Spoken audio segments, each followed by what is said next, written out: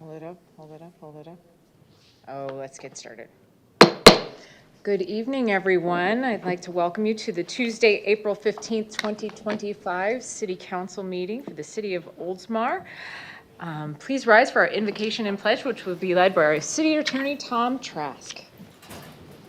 Heavenly Father, we seek blessings on the tasks before us. Bless our efforts with clear insight, our deliberations with wisdom, our work with clarity and accuracy, and our decisions with impartiality. We pray that our work this evening will find favor in your sight. This we pray. Amen. Amen. I pledge allegiance to the flag of the United States of America and to the republic for which it stands, one nation, under God, indivisible, with liberty and justice for all. Thank you, Tom. It's lovely to see so many faces out there tonight. Thank you for joining us this evening. Next item on the agenda is our Citizens Open Forum. If you'd like city staff to follow up with you, we have these green comment cards in the back of the room. You don't have to fill out a comment card or put your name and address unless you want to. Each speaker will be recognized once and given 5 minutes to address the council. I have one card, Mr. Caldwell. Please give us your name and address for the record. I've been here before. I'm Steve Caldwell, 1910 Montego Court. I've lived in Oldsmar for 18 years. I'm the owner-operator of a new business, Bean Bus Coffee Creators. Find us at beanbus.co. I wanted to say thank you again for the new Saturday market that has been established by the Chamber of Commerce. And the launch of the new market started this past Saturday, April the 12th, which was Oldsmar's 109th birthday. So that's a good time to be starting it. The market was a great success, and I know it will grow to be even more successful in the coming months. So thank you to everyone who made that possible. Our mobile coffee bus was in attendance, serving up caffeinated joy to all the adults in attendance. I know Mayor Gannon was there. And our newly added hot cocoa was a huge hit with the kids. Your kids had some. I think your kids had some too. Yes.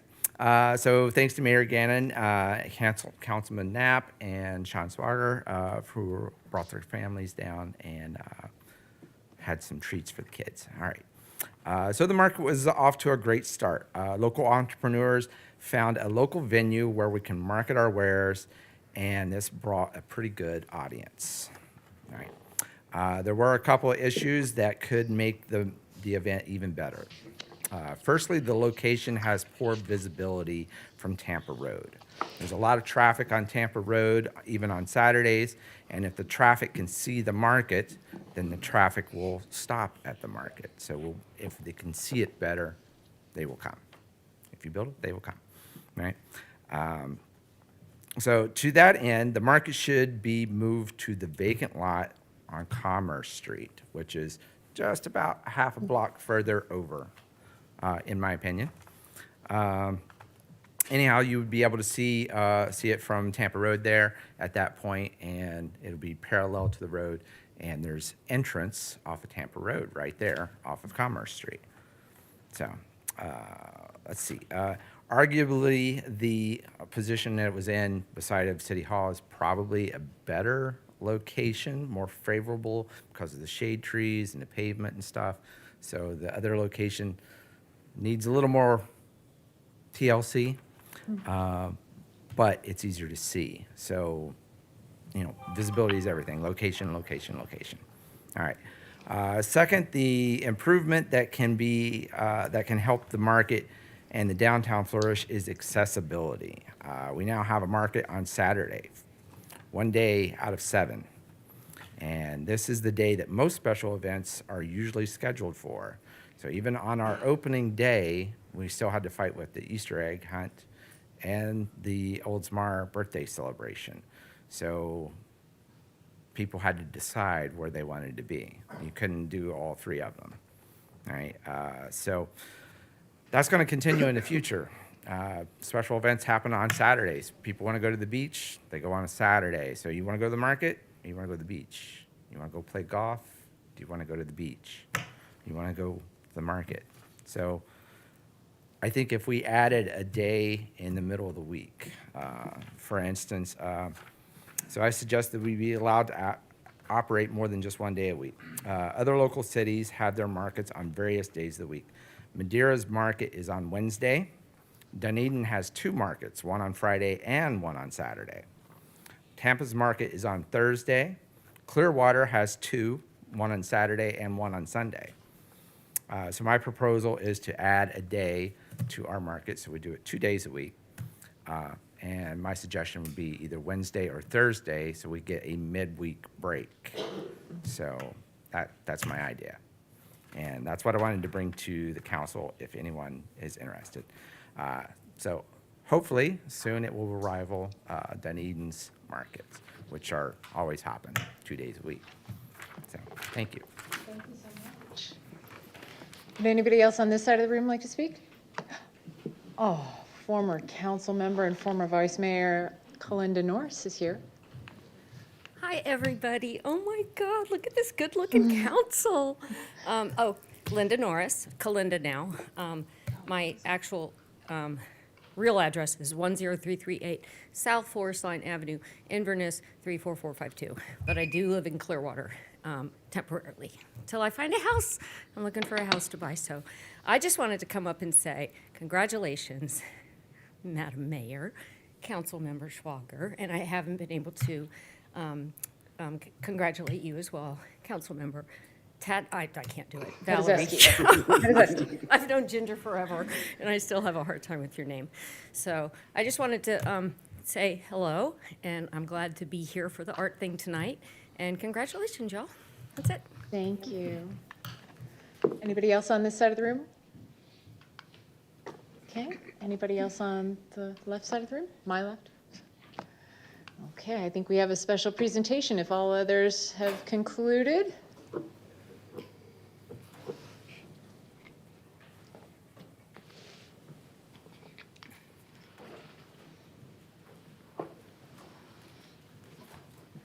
Sudayanis Cologne, 402 Arlington Avenue East, Oldsmar, Florida, and our beautiful town that you guys know I love.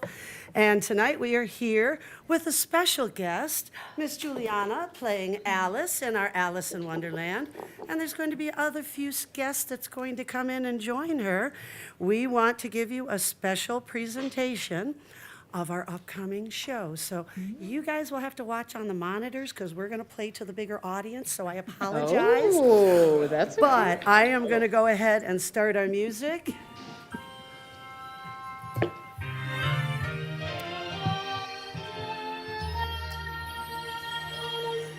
wonderland that's all my own, where anything's possible, where I can be anything, anyone.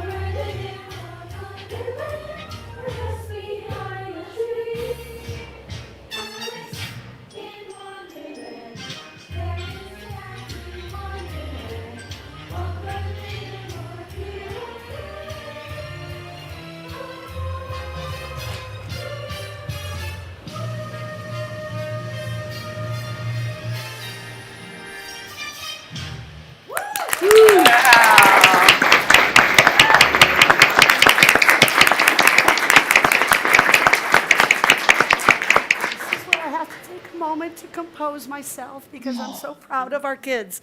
Thank you guys. Stay right there. I am going to do our usual, hoping that our wonderful staff in the back will get us Alice in Wonderland coming up next Saturday, a week from this Saturday. That's on April 26th at 8 p.m. Our vendors, Uncle Dave's Kettle Corn and Pit Stop on Wheels, will be opening at 7 p.m. So we tell you to come out and have dinner and a show.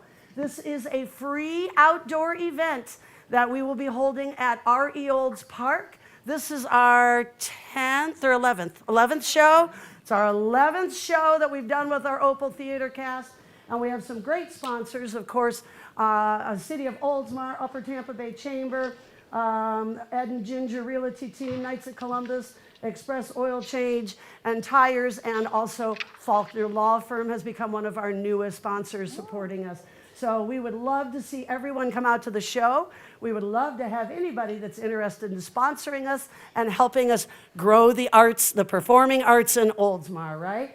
Did I forget anything, guys? Shows at 8, dinner and a show opens at 7 p.m. Bring your chairs. Believe it or not, we have an average 8 to 10-year-old group, and we bring 400 to 600 people out to our shows at the park. So come early to get a good spot. Thank you very much. We're going to invite council down, if we can, to get a quick photo. Do you want us to come down, or do you want us to stand behind? Suda, we have 2 photo options. We can stand behind, or we can come down. Do you want us to come down? We want you to come down. Come down. Come down, come down. Go in front. Go there, and then here. There, okay. And come in front. Come in front. I will let her arrange it. All the arrangements. Okay. Squat. Come. Can you in the center? Come on, get over here. There we go. Squat, everybody. Okay. Council, you don't have to squat, but the rest of us will squat in. Suda, you need to scooch in. Little tiny bit more. Right there. Ready, guys? 3, 2, 1. Big smiles. There we go. Thank you.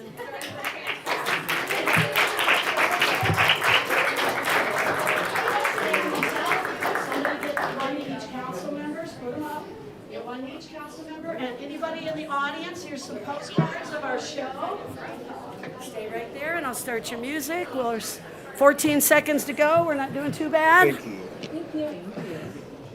Thank you. I love your fuzzy ears. I love the ears. The ears are really adorable. Thank you. Thank you. And thank you to all the parents in the back that we see back there. Hang on. Kristen.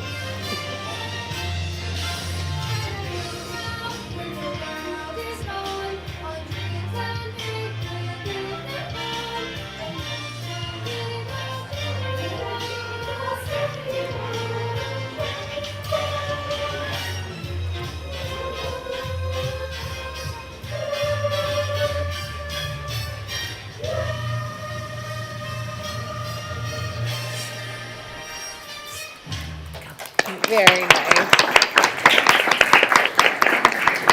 Thank you very much, everybody. Thank you, Suda. Hope to see you all out, and hopefully some of our council members will be able to come out and welcome guests at our show. Thank you very much. Thank you. don't get to keep Have more a good evening.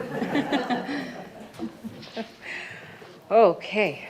Hopefully nobody else has anything they want to say to the council. It's hard to follow that. It's hard to follow that.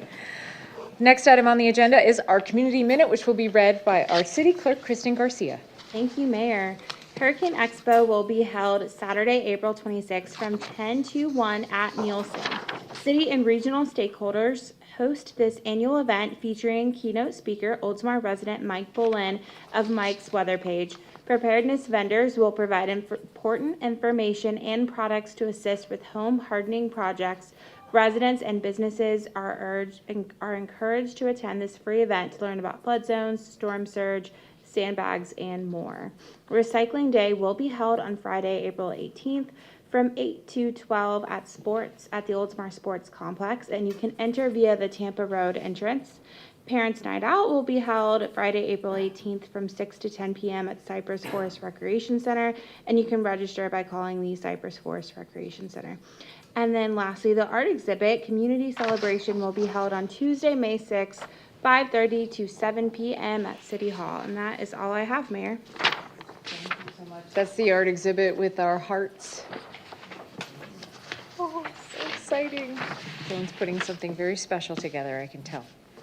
Next item on the agenda is approval of the addition of new agenda items, items 3, 4, 5, 7, 8, 11, 13, and 15. The chair will entertain a motion to approve. So moved. Second. I have a motion and a second. Any discussion? Anybody wish to pull anything? Nope. All those in favor signify by saying aye. Aye. Motion passes.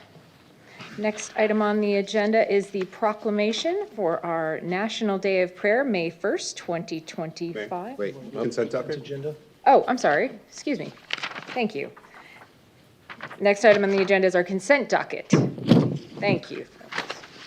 That consent docket will be read by our city clerk, Kristen Garcia, who's just ready to read all over again. I am. Thank you, Mayor.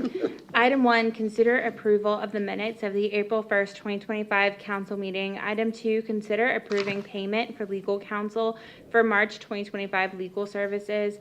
Item 3, consider approval of payment of February and March 2025 legal services to Bartlett, Loeb, Hens, Thompson, and Angelos for Eric Seidel's litigation defense. Item 4, consider proclamation request from Oldsmar House of Prayer to recognize May 1st, 2025 as National Day of Prayer. Item 5, consider proclamation request from Express Oil Change and Tire Engineers to recognize April as Automotive Care Awareness Month in Oldsmar.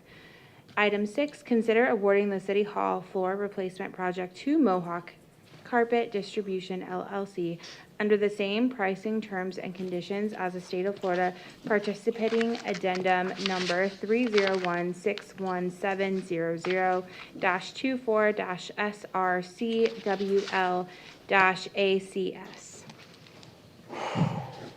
Well done. The chair will entertain a motion to approve the consent docket. So move. I have a motion and a second. Does anybody wish to pull anything from the consent docket? No? Any other discussion? All those in favor signify by saying aye. Aye. All those opposed? Motion passes.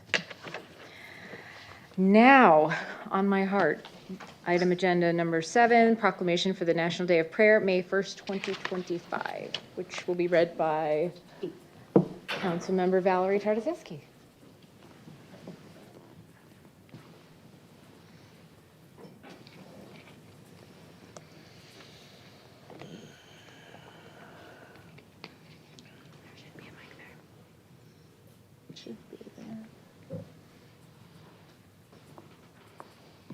Hello?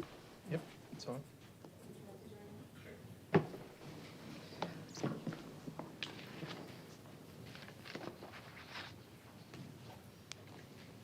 Whereas, throughout our history, Americans have turned to prayer for strength, inspiration, and solidarity. And whereas, prayer has played an important role in the American story and in shaping our nation's leaders. President Abraham Lincoln once said, "I have been driven many times upon my knees by the overwhelming conviction that I had nowhere else to go. My own wisdom and that of all about me seemed insufficient for the day."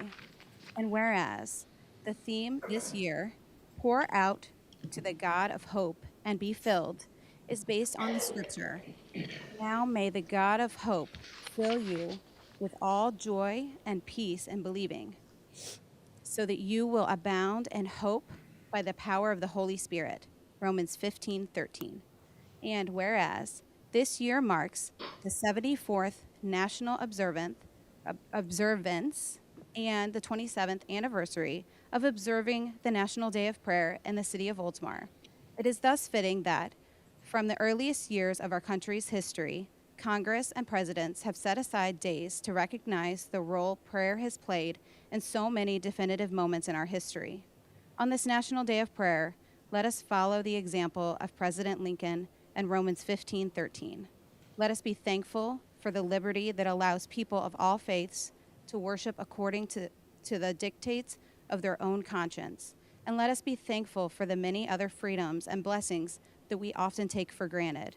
And whereas the Congress, by Public Law 100-307, as amended, has called on the President to issue each year a proclamation designating the first Thursday in May as a National Day of Prayer. Now, therefore, I, Valerie Tartazeski, on behalf of Katie Gannon, Mayor of the City of Oldsmar, Florida, do hereby proclaim May 1st, 2025, as the National Day of Prayer in the City of Oldsmar, and invite all citizens to join me in giving thanks for the many blessings that we enjoy. And I ask all people of faith to join me in asking God for guidance, mercy, and protection for our city and nation, in accordance with Romans 15:13. Thank you so much, and congratulations to you guys as well. It's awesome to be here.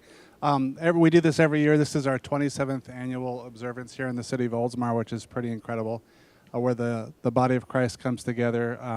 We've done it here in city council chambers. We've done it on the steps of City Hall. Last few years we've been in Ari Olds Park. This year we're going to be in the sanctuary at Oldsmar Baptist Church, which is just one block behind Wendy's. Everybody knows where that is. And that'll be the first Thursday of May, May 1st, from 6:30 to 8 p.m. We'd like to invite you all to come out and be a part of that. Also, I did want to express an invitation on behalf of Pastor Peter at the Methodist Church. He hosts the annual sunrise service every year for the Easter. It's going to be this Sunday at 7 a.m. at the Veterans Memorial Park. It's going to be a great gathering. It's just a great time. Again, all the churches come together to be a part of that. And then afterward, about 8:15, there's going to be a breakfast for anybody who wants to come out and be a part of that in the fellowship hall at the church there as well. So we just want to provide opportunities for all of us to gather to give thanks to the Lord for what he's done for our city. So thank you. Thank you. I'd like to invite the council down for a photo with you here. Tell everybody who you are.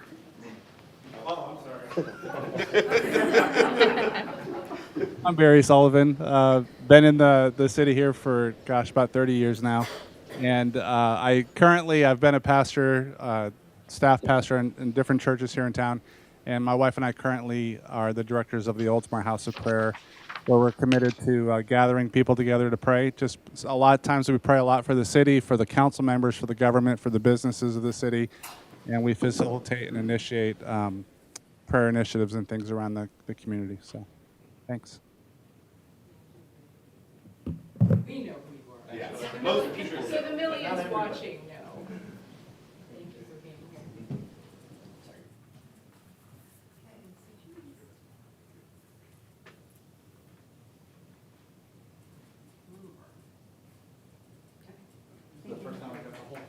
I know. Look, it's a tradition.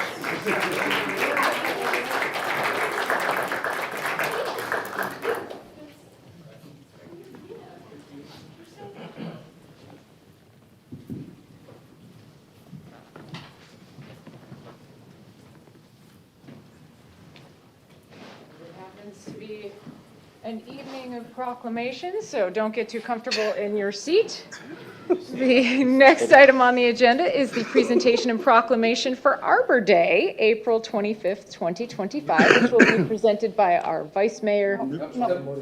Oh, gosh. Unless Sean got We're promoted. just trying to run through this.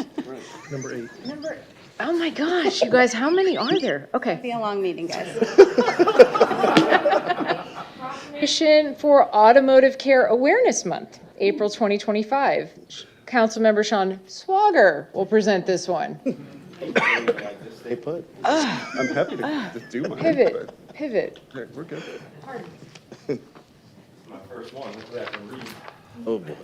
That is a requirement of the job. It's in the fine print. Very, very fine print, although I'm having trouble myself, so fine. Well, it's a good one because it's all about automotive care. And I remember my first vehicle. Sorry, I'm going ad hoc here. You but can go off script, man. My We just first had vehicle I Oldsmar paid days. $600 for, and I changed the oil every 3,000 miles. Wow. The first time I drove it off the driveway from who I bought it from, I left the e-brake on. And it was smoking when I got home. My stepdad's like, looks at it. The e-brake's on. So, live and learn, right? Anyway. Automotive care awareness. Whereas, the safety and reliability of our vehicles are essential for the well-being of our community. And whereas, regular automotive maintenance plays a crucial role in preventing accidents, ensuring safe transportation, and extending the lifespan of our vehicles. And whereas April is recognized as National Car Care Month, a time to focus on the importance of automotive care and preventative maintenance. And whereas the residents of Oldsmar, Florida benefit from a proactive approach to vehicle maintenance, which can lead to safer roads, reduced environmental impact, and increased financial savings. Now, therefore, I, Sean Swager, on behalf of Katie Gannon, Mayor of the City of Oldsmar, Florida, do hereby proclaim the month of April as Automotive Care Awareness Month in Oldsmar, Florida, urging all residents to prioritize regular vehicle maintenance and take proactive steps to ensure the safety and reliability of their vehicles. The end. And then, why don't we invite up I mean, I don't even know what else to call you, the ringleader, the MC of the car show at Oldsmar Days, which was an incredible success for a photo with the council. Thank you all so You want much. to be in the tradition? Yes. You wrote that with your pen? All of it? Yeah. You read it better than I could read it. Particularly time. How many cars do we have at the Oldsmar Days car show? We had over 200 cars. Now, those folks have engaged in some substantial, no, you can finish it. It's your proclamation. Those folks have engaged in some substantial automotive maintenance. Yes, they have. Focus.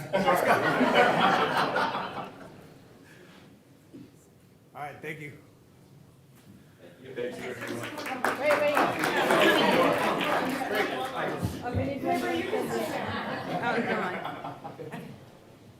Focus.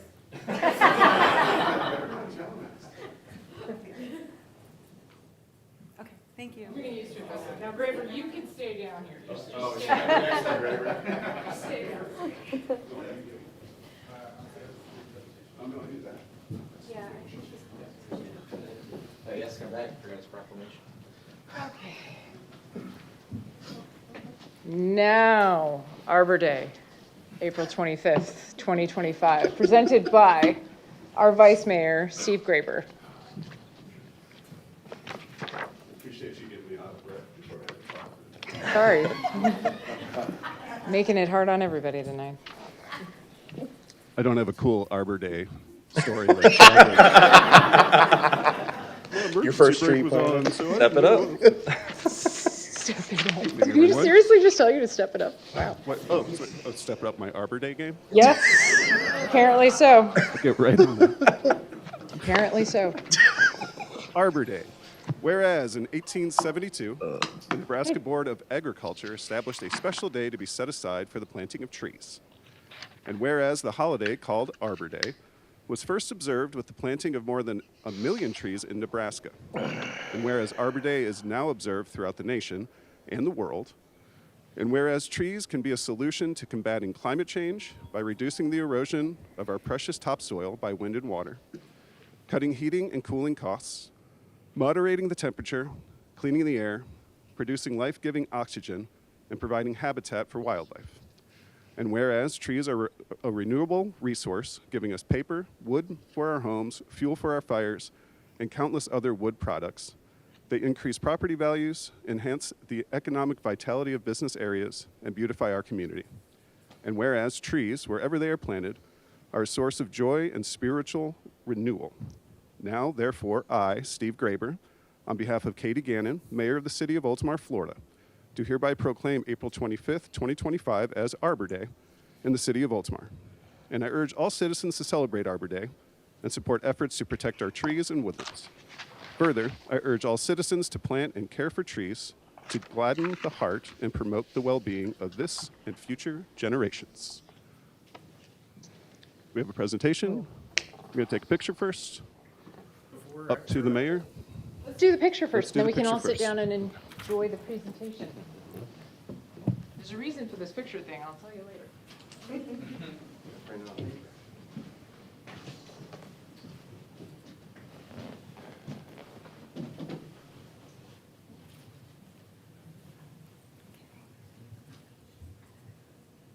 Got a lot of these tonight.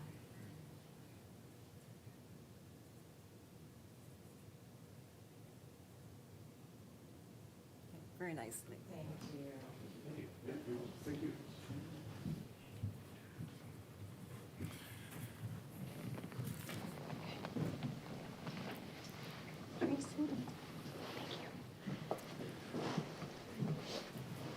All right, good evening, Mayor and Council. I will keep this brief. Just wanted to talk a little bit about Arbor Day and how important it is here in the city of Oldsmar. And some of it was in the proclamation, but a brief little bit of history about Arbor Day. It is, well, not history, but this Arbor Day is coming up on Friday, April 25th. And the history of it, it was first celebrated in Nebraska in 1872. In 1907, President Theodore Roosevelt issued an Arbor Day proclamation, and the Arbor Day Foundation was founded in 1972. I'll get back to the Arbor Day Foundation in a moment. And the value of trees. I think we all know how important trees are for the environment. They combat urban heat island effect, enhance air quality, improve water quality and reduce runoff, build more vibrant and beautiful neighborhoods, and improve community health. The Arbor Day Foundation has established a program called Tree City USA. Sorry, I forgot to turn my page. There are 4 standards that a city has to meet in order to become a Tree City USA. We have to have a tree board or department. I'm the city arborist, so that satisfies that requirement. We have a public tree care ordinance, which Oldsmar does. We spend at least $2 per capita on tree care, which we do. And finally, have an Arbor Day observation and proclamation, which is what we've just done just now. So what's the significance of being a tree city? There are over 3,500 communities, so it's a fairly small and select group. Oldsmar just this year is now hit 25 years as Tree City USA. So thanks to you and your predecessors on council for funding tree care in the city. And it really shows that the community and the elected officials and the city government value trees. So some of the things that we do in Oldsmar around trees, every other year we have a tree giveaway on Arbor Day or near Arbor Day. As the city arborist, I do tree inspections regularly. When people want to remove a tree on their property, I'll go out and evaluate the tree and see if it's justified or not. I'm also required as a certified arborist to get continuing education units. I have to get a certain number every 3 years to recertify as an arborist. We also do a lot of staff training so that our park staff know what they're doing. If they need to remove tree limbs and things, they're doing it in a way that doesn't unnecessarily harm the tree. And then I also sit on the technical review committee, which reviews development plans. So I would typically be looking specifically at the landscape plans and things and recommending if certain tree species would be, you don't want to have a live oak right next to a curb or something like that. That's going to cause problems down the line. So that's a couple of the things that I do. I promised I would keep this brief, so quickly, a quick plug for the tree inventory that our Public Works Sustainability Division has going on. It's a citizen science initiative, so please visit sustainableoldsmar.com. There's a great video. You can learn how to participate in that. And that's it, so thank you very much. If you want to learn more about the Tree City program, you can go to arborday.org/TreeCityUSA. And again, I'm Mike Lavery. There's my telephone number and my email address if anybody has any tree issues or anything else that they want to bring up. Thank you very much. Thank you so much. Thank you. Appreciate it. Michael, before you leave really quick, is this a year for distribution of the trees or is that next year? I'm sorry, we did that last year, so we'll be doing it So again. it'll be every other year? Yeah, Okay. in 2026. 2026. Somebody asked that, I think, on social media recently. Thank you. I Okay, just want to you're make welcome. sure. Appreciate it. Okay. Item number 10 on the agenda is interview applicants for the Public Art Advisory Board, and I am so happy to see so many folks here tonight. A little bit of background. The Public Art Advisory Board was established by Resolution 2025-04 and will consist of 7 members and 2 alternate members, all of whom shall be appointed by the City Council for 3-year terms. 4 of the members shall be from one of the following occupations: professional artist, architect, museum curator, art or art history teacher, interior designer, photographer, graphic designer, or urban planner. 3 members must be Oldsmar residents with a strong interest or experience in art or an art-related field. The 2 alternate members shall have the same qualifications as the regular members. The city has received 14 applications, and we have all of your names up here. I'm not sure who is here tonight, so please be sure to stop me. The applicants that we received were Alexis Anthony, Eileen Froelich, Michael Helfrich, Christopher Hubbard, Linda Norris, Lena Ocampo, Autumn Pearson, Faith Porter, Alina River-Sayeta, Wednesday Stanziano, Barbara St. Clair, Erica Wilkins, Judith Woodward, and Studientis Cologne. So in alphabetical order, we're just going to kind of go through the list here tonight and maybe have a couple questions for folks. So if she's here, I'd like to welcome Ms. Anthony to the lectern. It's okay if you're not here, no big deal. Okay. And next we have Eileen Froelich. Okay. Is Michael Helfrich here? Oh, welcome.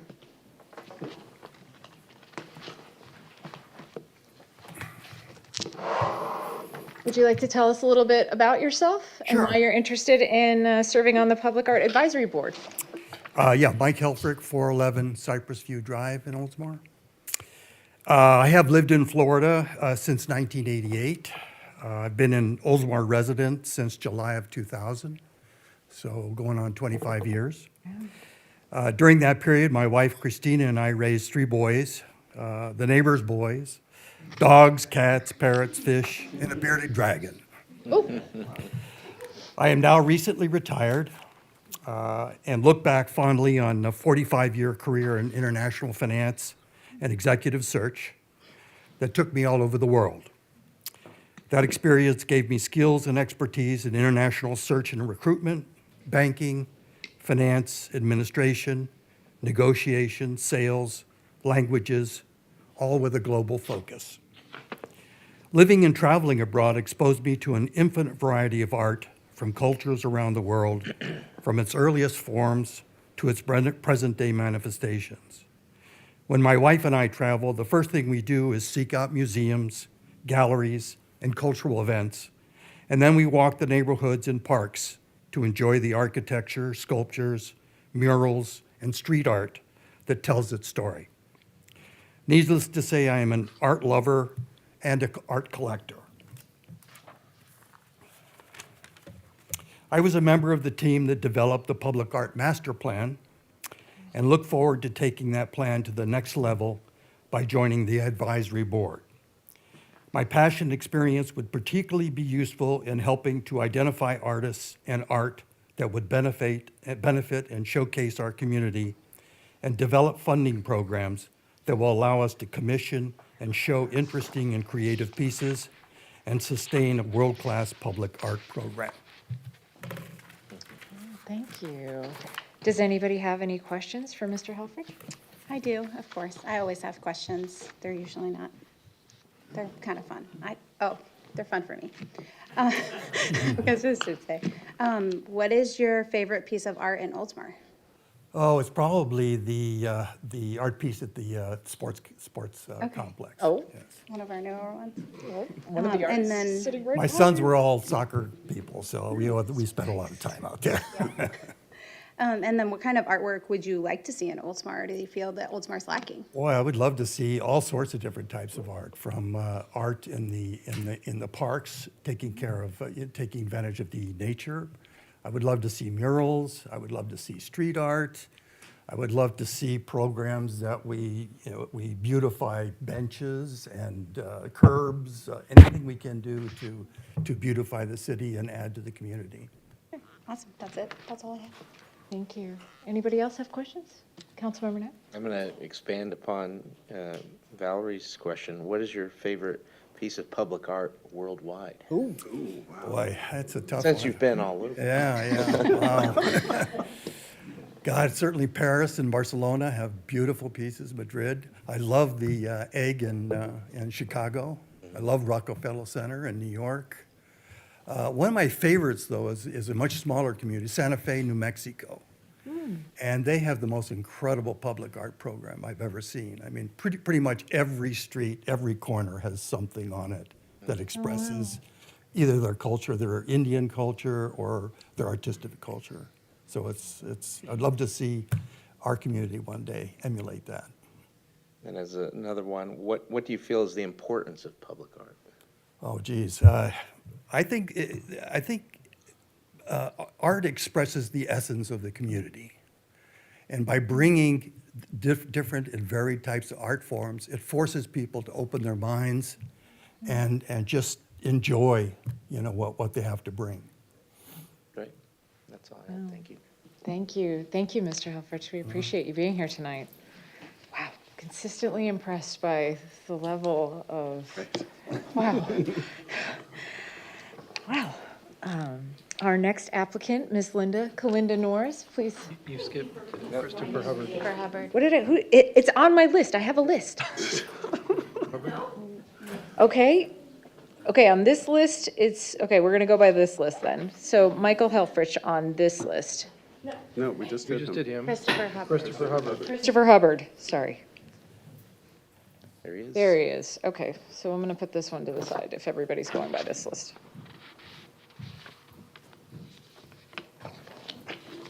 Good evening. Good evening. How are you? Good, how are you? We're good. Can you tell us a little bit about yourself and why you're Sure. interested in serving on the board? Yeah, I'll raise this up a little. My name's Christopher Hubbard. I'm a public art administrator professional. I also am an adjunct professor of art at the University of Tampa. I teach Introduction to Art 101, and I hold a master's in museum studies from the University of Florida with a background on collections management and installations. Go Gators. Yeah, go Gators. Sorry. I was going to say everything was good until he said. That's going to be a no. Well, that's the one that gave me money to go. No starts with But, you know, what I wanted to introduce to you is I've been working in the field of public art throughout the state of Florida for about the last 25 years. Originally worked for the city of Clearwater. I worked for Creative Pinellas, back to the city of Clearwater, and I currently work now remotely for the artist Gordon Huther. He is a renowned public artist. He does mostly large-scale site-specific installations. He has curated and installed all of the artwork at the Salt Lake City Airport. And we were recently voted #1 public art firm in the country by CodaWorks magazine, which is one of the peer-edited public art publications in the country. I personally have a very deep interest in public art. It is something that I have studied and worked on, you know, pretty much the majority of my adult life. I actually did a internship at the University of Florida's Art and State Buildings program, which attracted me towards public art way back when I was younger. I was voted a public art leader in the field by the Americans for the Arts Network, and I was for 3 years the president of the Florida Association of Public Art Professionals, which is a statewide organization with the goal towards advancing public art practice and process. So one could say it runs in my veins. Thank you so much for that introduction. Does anybody have any questions for Mr. Hubbard? Yes. What is your favorite artwork in Oldsmar? Well, I had the pleasure to serve on the committee that selected Lena and Gus's work out at your sports complex. I am also friendly with Donald Gialinella, who did Taking Flight, your work out right outside. front. So I have personal connection to those two, also being local artists. I'm very supportive of our arts community. Is there a type of artwork you would like to see in Oldsmar that you feel is lacking in our city? I wouldn't say lacking, but I would say that I would encourage participatory art. It involves viewer engagement. People can see themselves in the artwork itself as a reflection of their community, of their ideals, and of their passions. So work that people can engage with, be it physically, mentally, or emotionally, that shows signs of community unity and really brings people together with a sense of pride for where they live. I'm going to ask a follow-up, just real quick. So participatory art, can you give an example of that type of artwork that you've seen in a different community? Sure. You know, well, Taking Flight is a good example of passive participatory art because people will come up to it and take their photo with the wings. You know, it serves a double role because it's a marketing piece for your city as well. People recognize it, they know where it's from. Works that are reflective, a gentleman before me mentioned Cloudgate in Chicago. It's an extremely popular piece. The work itself is reflective. People can physically see themselves within the art. It's one of the most photographed pieces of art in the world. And it is probably at least 100 score over the amount that Chicago paid for that piece of artwork.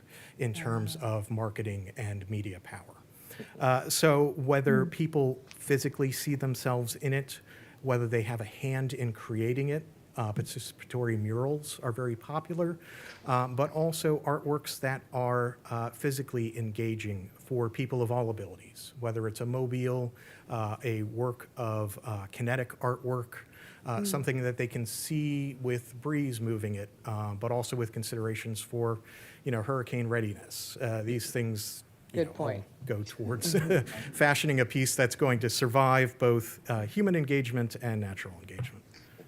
Good Thank you. point. Good? Yep. I'm Same. assuming Yeah, same Councilmember here. Knapp, Yeah, go same right here. ahead. Go right ahead. Favorite piece worldwide, and then the importance of public art in your eyes. Sure thing. Thank you. I have to put my support behind the bean. It's entitled Cloudgate. The artist is Anish Kapoor. Again, pound for pound, one of the most successful pieces of artwork, and people will engage with it whether they know it's art or not. It brings down boundaries. It really reaches people on a global scale. Sure. I'm going to show a little bit of bias. One of the works that I did in my youngest career at the University of Florida was for genetics and cancer research. The artist was Tom Otterness out of New York. Tom is a famous sculptor that does a lot of whimsical, little tiny figurine peoples of, engaged in really fun kind of things. There's one fighting with an alligator in the sewer trying to get a piece of pizza in New York. This one's at UF. It's for their genetic and cancer research. The DNA helix had his little signature people as the different elements of the DNA in the strand. It was turning right. And at the time, the Public Art Selection Committee said, well, we can't have this. DNA turns left, doesn't turn right. A couple years later, they found out at that facility that they found DNA that turned right. And his work was a little, preceding the history of the discoveries at that facility.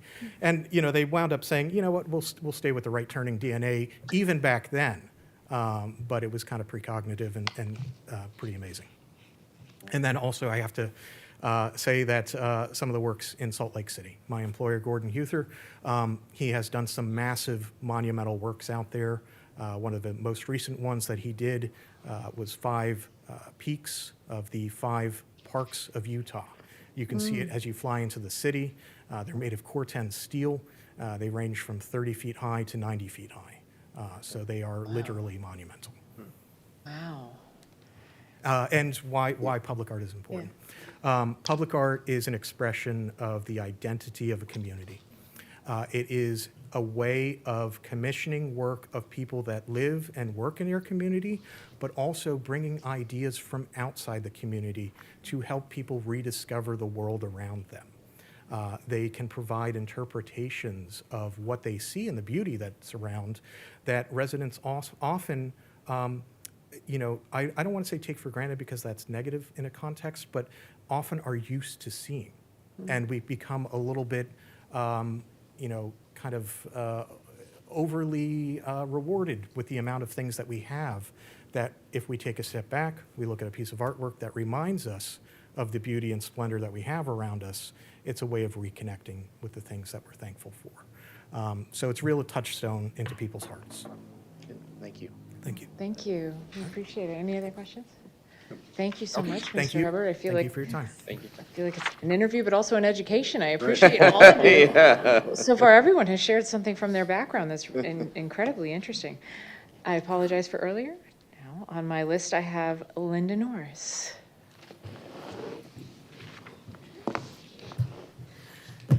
Good evening. I mean, well, we know you, but would you tell us a little bit about yourself and why you're interested in serving on the board? Yes. Years ago, when I was first on council, none of you guys served with me back then. It took 6 years to get an art project, a public art project, approved. Every single vote, you can go back and look, 4-1, 4-1, 4-1. It's trying to get 5 people to agree on one piece of art with different backgrounds, different tastes, and everything else. I understand why it took so long, but we finally got an art project, and some of you served with me and you knew that I didn't raise my voice. Sometimes I cried and I got emotional or whatever, but I never raised my voice until once. And it was in a work session, and former Mayor Beavis was going to give that money to the Centennial Committee. And I was like, no. And everybody looked at me, you know. I said, no, let me just do it. Let me just take it over. Let me take it over. So hence, that turned into the murals at RE Olds Park. So I have been personally invested in public art in Oldsmar ever since I've lived here. And I was an art major at USF. I got to follow Christopher. I mean, geez. Nobody's following anybody. To be clear, we have residents here, we have art professionals, and it's. We serve together on North Pinellas Cultural Alliance. I think all of the artists and residents here would agree that everybody has something to bring to the table. This is not a competition. Good, because I'm like, oh my God, I'm next. No. You know, I've loved art my whole life. I've collected it my whole life. I'm an amateur photographer. I actually am a certified interior designer, even though I was in the painting business, not the interior design business. But most of it is just a deep desire and passion for art. And I'm going to say it, pride for getting the first one off the ground and the money in the budget every 2 years. Had to fight for that, too. So. Is that enough? I know I can't. No. I can't. Oh, and the first project at RE Olds Park, I did not want it to get like voted down. So Dave McKinley will appreciate this. I helped design the mural that is the abstract one, and I had the lead artist, Lakima. I told her, I said, okay, it's going to be veterans, it's going to be Frankie Gross, it's going to be everything about veterans, and it's going to be colorful, and it's going to be this and that and this and that, right? I said, the other one, you can do whatever you want, but this one's going to be veterans. You try to get one person to vote against an artwork about veterans. And as beautiful as it was, you know, so yeah, I'm real proud of that. Plus, I actually painted more than half of that personally. Very Yeah. cool. Very cool. Does anybody have any questions for Councilman Norris? What's your favorite piece of art in Oldsmar? What do you think? I love yours too. I love all of them, but obviously Frankie's mural is my favorite of the everything in Oldsmar. But I love everything. So. And then what type of artwork would you like to see in Oldsmar that you feel maybe the city's lacking right now? I would like to see something at, like, when you see the Welcome to Oldsmar signs, I would love to see, like, a piece of artwork, you know. I mean, we talked about the archway for years, but it's so much money, and there's an archway in Oakland that has, like, welded sculptures all on it.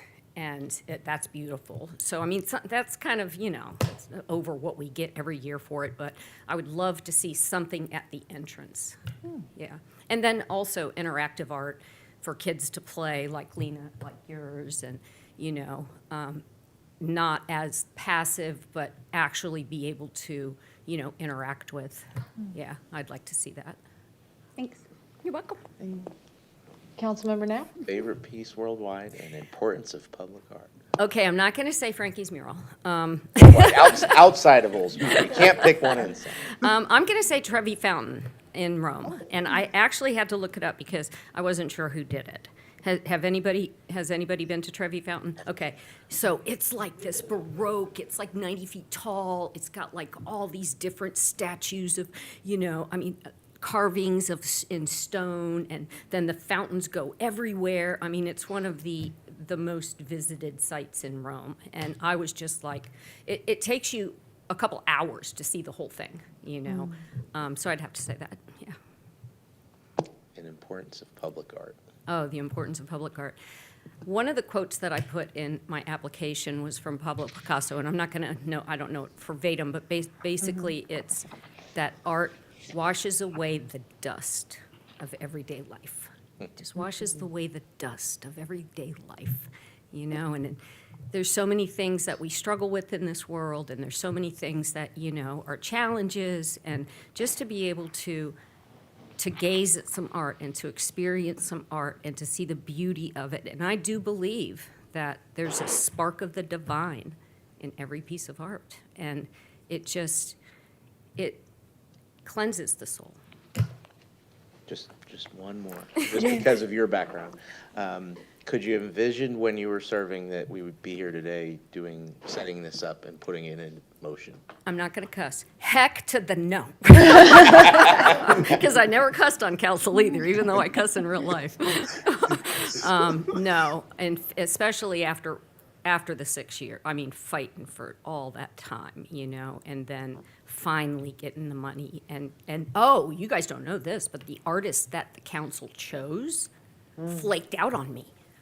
Sierra Flowers flaked out on me. So I'm like, oh my God, I told Mayor Beavis that I'd give him the money if it didn't work, And so I called Lakima Matthews, and because I had gotten to know her over the summer because I helped her out with some things. And I said, okay, this is what we got to do. Okay, we can't lose this money. So, that was something. Fun fact, I remember when you left and your term of office ended, you gave each of the council members at the time a small magnet with a piece of art that you kind of associated with each one of us. Do you remember that? Forgot about that. Oh, yeah. What was your piece? Mine was the woman with the 2 babies. Oh, yes, of course. The children, yeah. Probably, Cassatt. I Mary definitely Cassatt, and she was an American artist. totally knew American that. Impressionist. Yeah, that's what I was going to say. You just said it before me. It goes without saying that it was Cassatt. Yeah, I was like. Well, most Saying if you knew. Well, most impressionists were men in, Europe. There was meaning. Yeah, the women she was an American woman, Madam How Mayor. about that? Yeah. How about that? Any other questions for?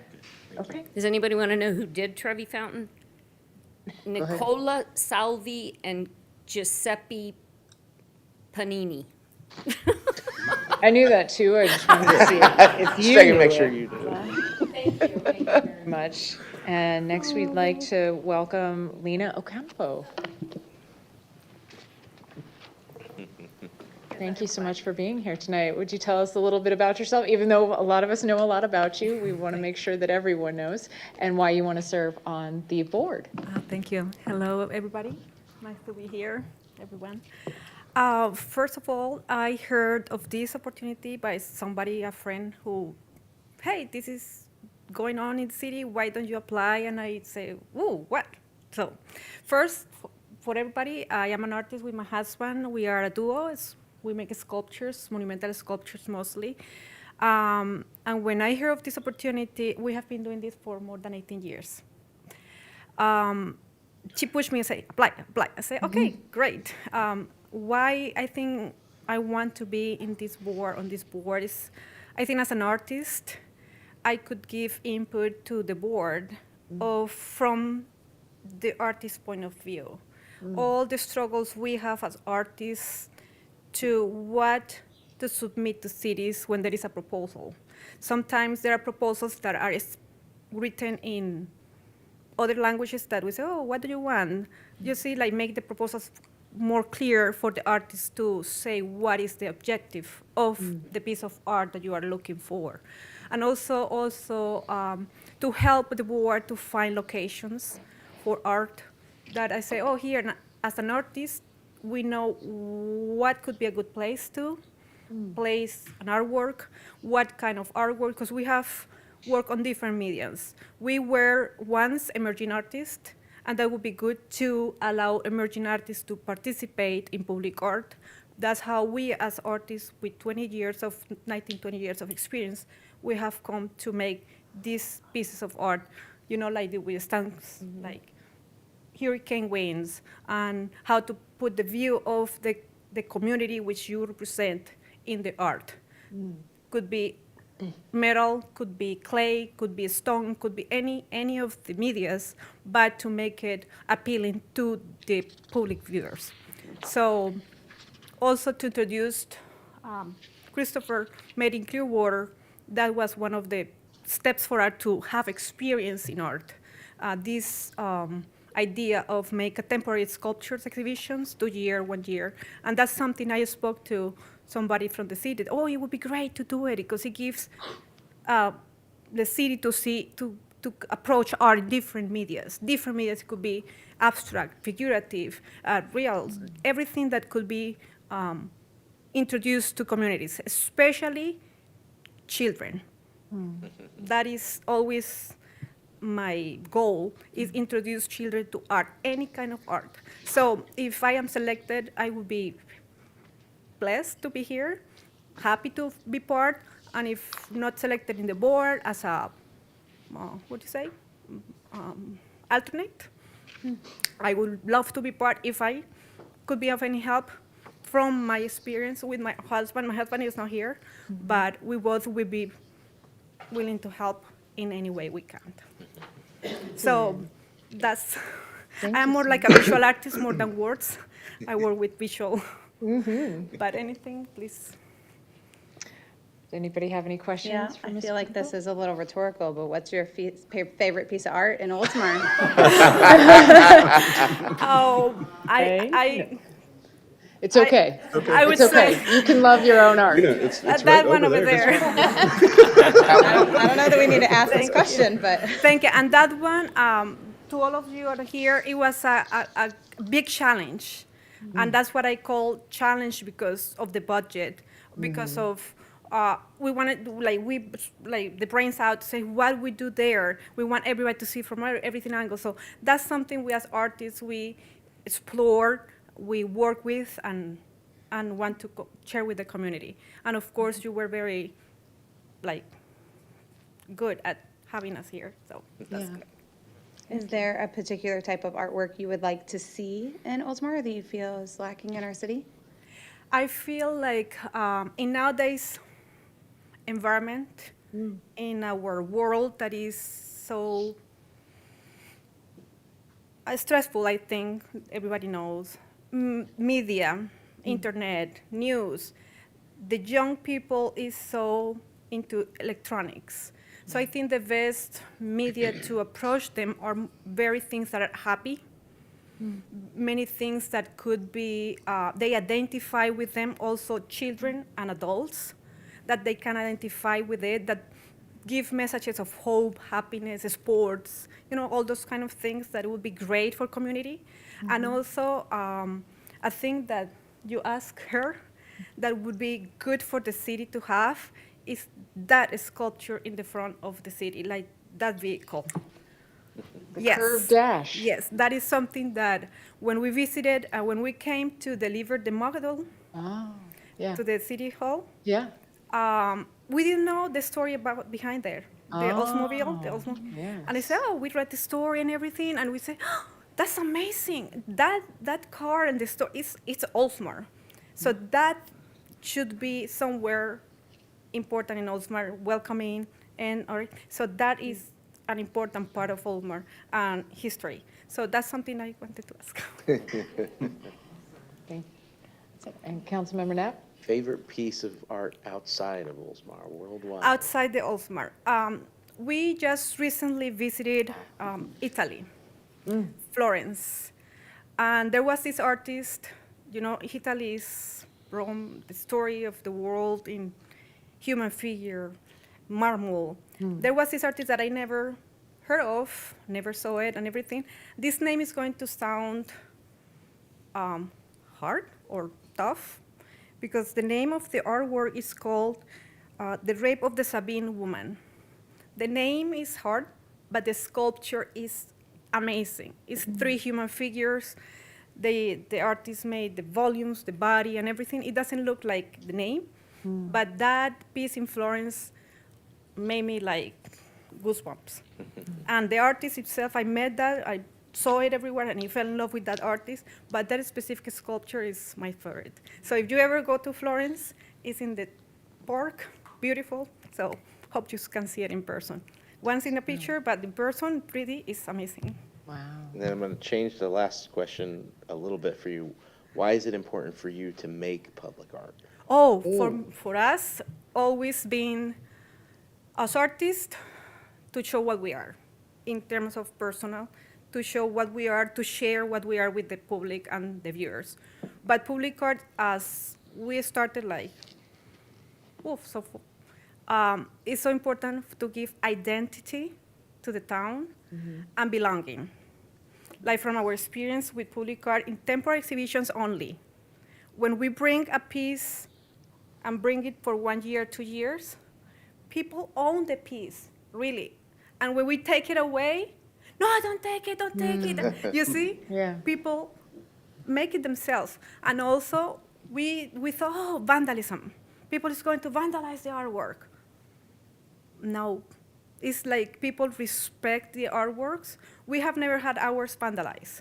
I think art educates people and make them sensible, like love it. And I don't think that's a way to educate people and make them more human, more, because everything nowadays is so this Yeah. here. So at least they can do this, that. And we have seen it in kids, mostly children. That's why when we install the sculpture, we always like to step away and see what people say. Oh, people say many things. Oh, so every opinion matters. So, and we feed ourselves from every opinion. So if I am selected, it would be good to give our point of view to the board, and that would be great. I just had one question for you, Lena, just because of your involvement in being an artist that was selected. How was your experience as an artist with the city of Oldsmar? Like from, okay, you've been selected to we've installed it, other than the fact that it rained that day. Oh, yes. It was totally out of our control. Yeah. But from start to finish. From start to finish, it was very good because when we worked with John, it was always because it was basically the first major public art installation for the city with this big project. The city, we had issues with permits, which it was huge delay for the artwork installation. So dealing with the city of the county, asking it was a huge, so John and we learned a lot from that point of view. We didn't have somebody there. So the permit was a huge issue, I guess, I believe we learned, everybody learned from that point of view. So she had a huge help with that. But in those terms, everything went very smooth. We had a good support from all of you and John, which was great with us. And a few things that I could ask is to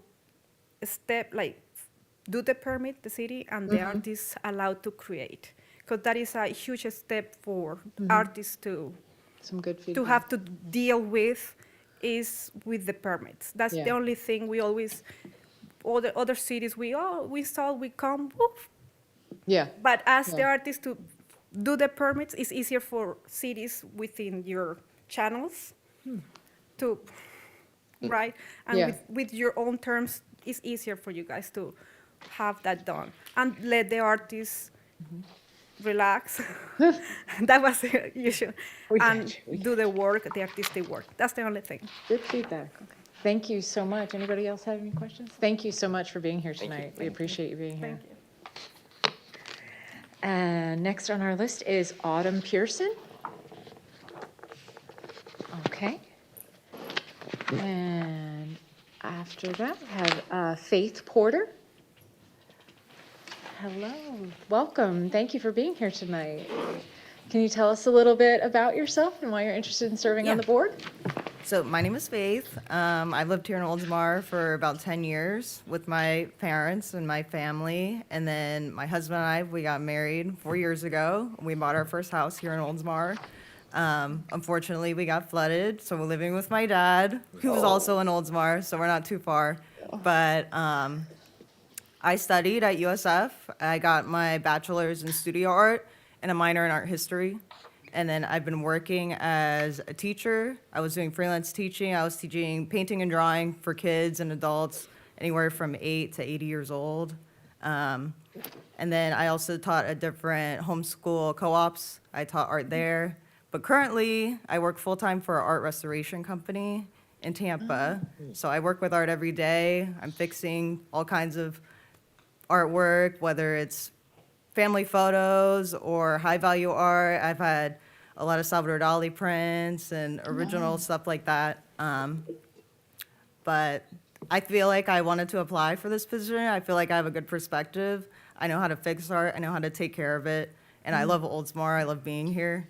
And I really thought I had a great idea, in my opinion, of doing something to commemorate the hurricanes we went through and how Oldsmar stayed strong through that and how we handled it. I feel like something commemorating that would be really awesome to see.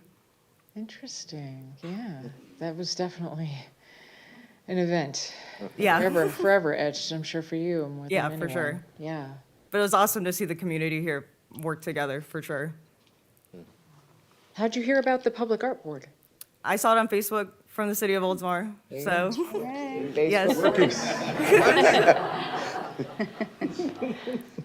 Have any questions for Ms. Porter? Yes. What is your favorite piece of artwork in Oldsmar? I really love the bronze sculptures at RE Olds. All of the kids there, I love to see the kids playing on them. I think it's so funny to see the art mimicking itself. But I also love the new sculpture that's at the sports complex, of course. It's always hard to choose, but top of mind would be the children's sculptures. You already touched on this a little bit in regards to saying you wanted maybe a hurricane piece, but is there any other type of art that you'd like to see? I think mimicking off of everybody else, I'd love to see something interactive. I think making art like in public, making it immersive makes it a lot more accessible to everybody, so you don't have to pay to go to a museum for access to any artwork like that. Having it completely free and accessible is really important, I think, to the community. Yeah. Thank you. Councilmember Favorite Knapp? piece worldwide? Favorite piece? So hard to pick.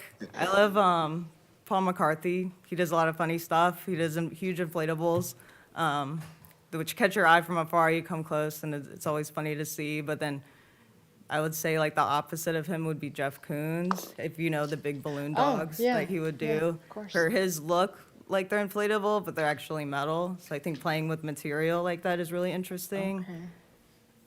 And then your view of the importance of public art. I say, like I said, I think accessibility is really, really important for everybody. So then you don't have to, you could be anybody and enjoy art. You don't have to have education. You have to be like super smart about it or have the money to see this high value art. But making it, available to everybody of all ages too. Sure. Thank you. Thank you so much. I really appreciate you being here tonight. Thank Ms. you. Porter. Thank you. Wow. Next on our list, we have Alina River Sayeta. Okay. Then Wendy Stanziano. There she is. How are you? Hello. It's good to see you outside of dance class. Right? And I am not the one dancing. No. That's true. That is very true. So I'm Wendy Stanziano. I live here in Oldsmar. Been here with the 2 kids who are teenagers now, and my husband. We've been here now about 16 years. I do have to comment to Mr. Swager that I failed my first driving test because I took the entire test with the emergency brake on. Nobody gave you a heads up? They just let you? My dad parked the car, no hill, put the emergency brake on for some ungodly reason. The officer got in, the sheriff got in with me. We started driving the course, and I'm like, oh, what is that light? Wonder what that light on the dashboard is. Yeah. And You're not he's like alone, over there, Father. yep, minus. Minus. Apparently a complication more common than we thought. Right. So I was like, I feel you. Yeah. So, so I saw it on Facebook. I saw the board position. My job right now is art teacher at Academy Da Vinci, which is a charter school over in Dunedin for arts and technology. I've been there as an art teacher for about 11 years, and then I taught for several years before that in a regular classroom, taught 4th grade. But I've been doing art there. I originally went to college with a studio art degree and certification to teach art, but then many, we won't say how many years went by, and I did not have an opportunity to teach art. And then I ended up at a fine arts school teaching 4th grade until the wonderful art teacher who was there left and the position came available, and I said, can I have it? So I've been doing art there now. I teach 4th through 8th grade. Like I said, my kids are teenagers, and one of the things I loved, we moved from Texas. We lived in Houston, and we came here on a weekend, my husband and I, left our son, who was 2, back in Texas with my mom. Daughter wasn't born yet.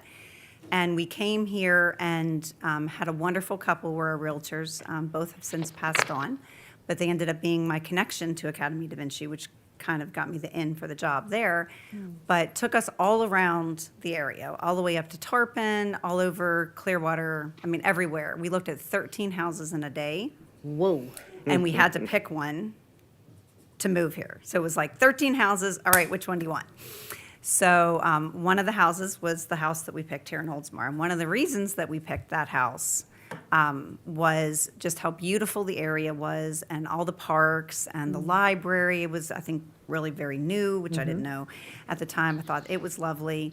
And I know, and I'm not even going to try to say your last name, Valerie, I'm sorry. Radezeski. Radezeski. It's like Stanciano, everybody messes it up.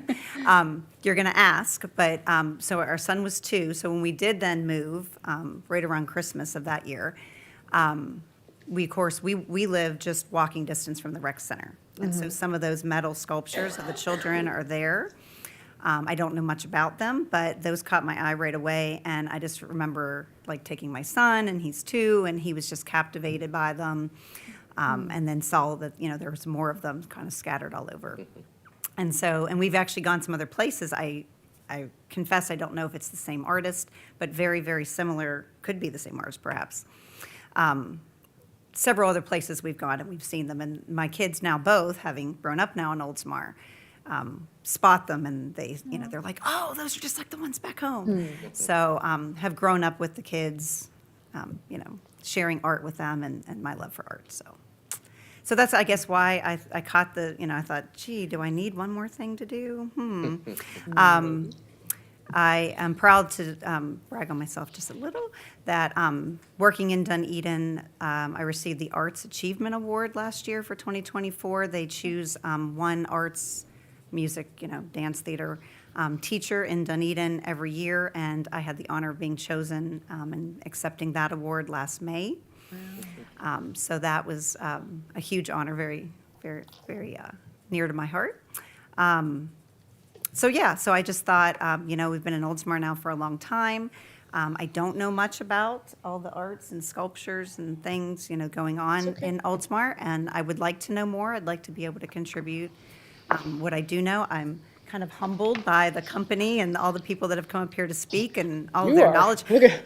I'm humbled. I'm At going, least you're a teacher. I'm over here like. no, I'm like, geez, I learned something. Let me just sit here and take some notes. Like, Right? wow. It's incredible. So yeah, it doesn't seem to matter how long you've been doing it and how long, you know, if you've gone to school, there's just so much more that you don't know, and it's exciting to listen to other people that are expertise in all their different fields. So.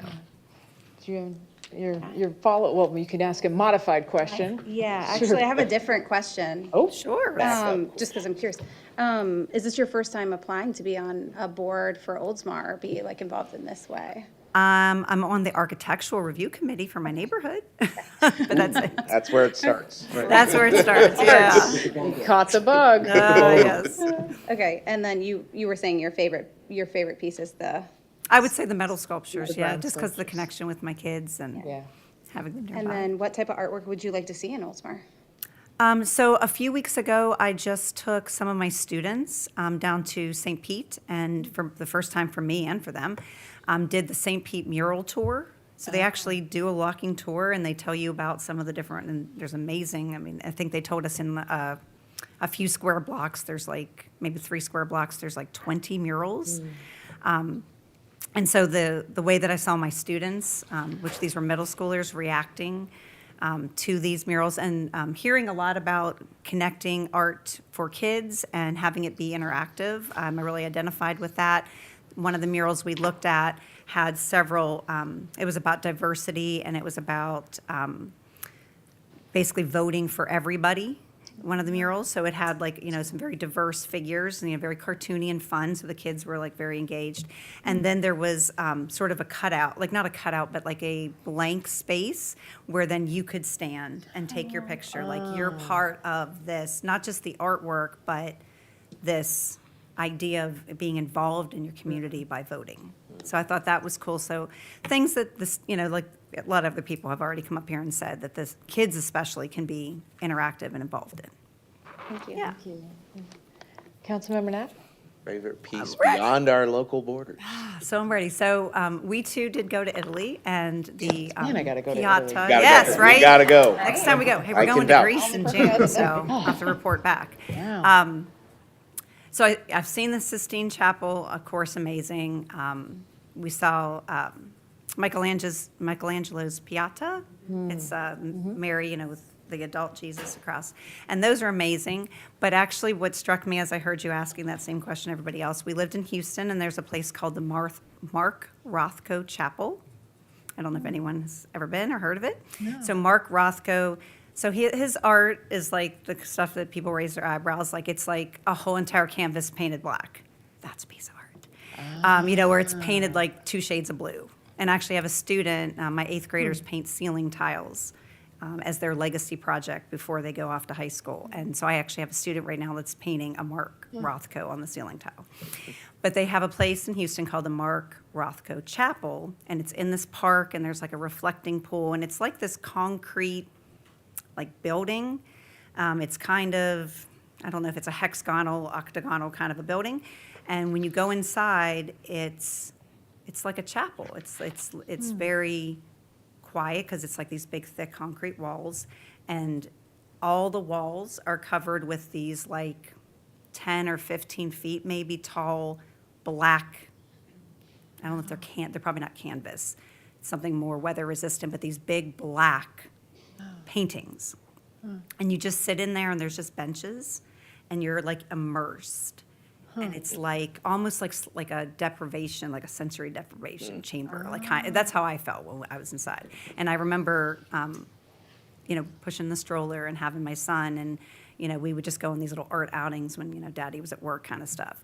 And we just went in there, and it was just quiet, and it was just so like beautiful and peaceful. So yes, I've seen some of like the the big heavy hitters, but that one is a little less known, and it kind of sticks with me.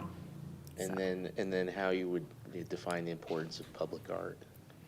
I would say, again, probably the connection, introducing it to kids. And a lot of what other people have said that, I have kids that have grown up, their entire time, living in Dunedin, Clearwater, Oldsmar, this area.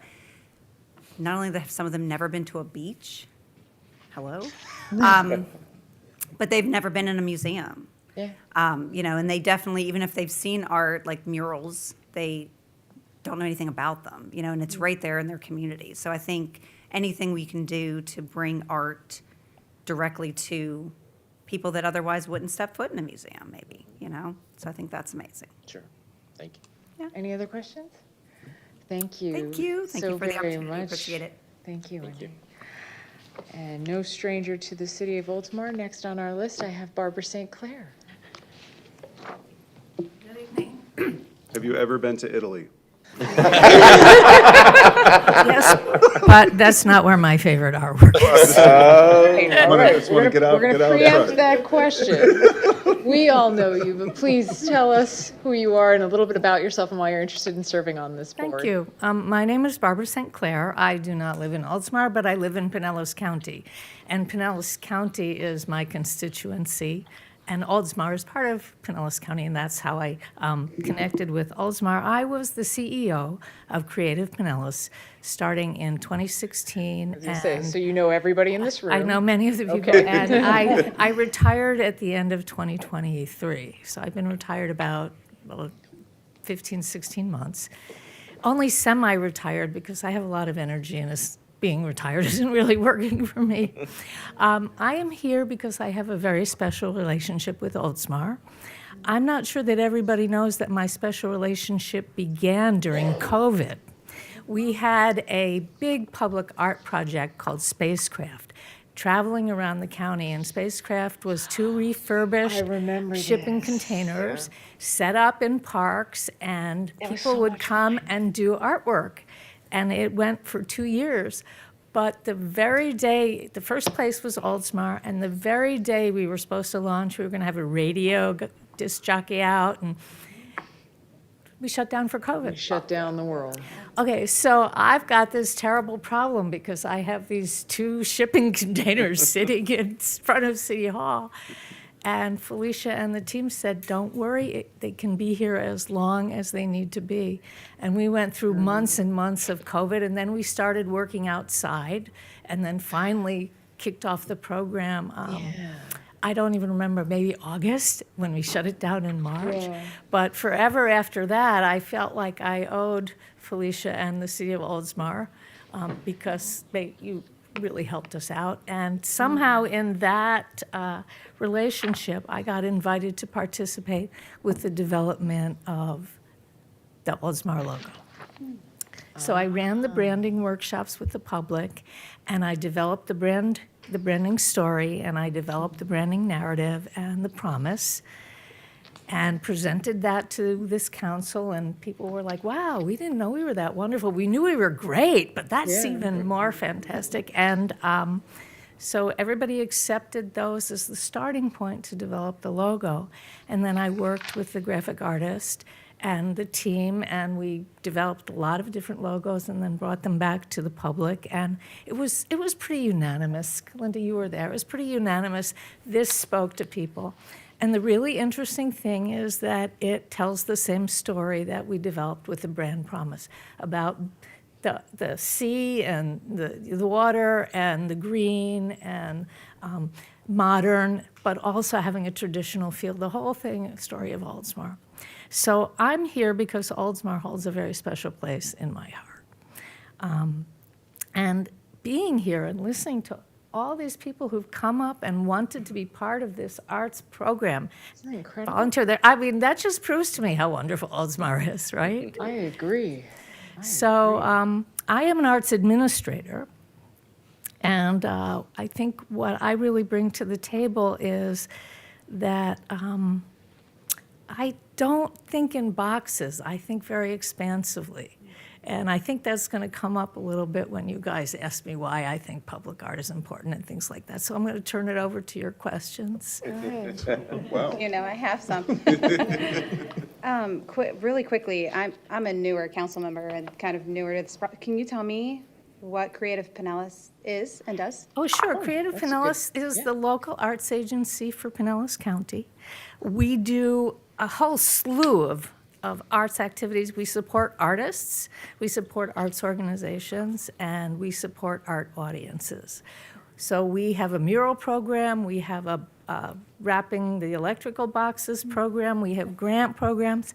One of my most dear to my heart programs is we send kids to summer camp, to art summer camp.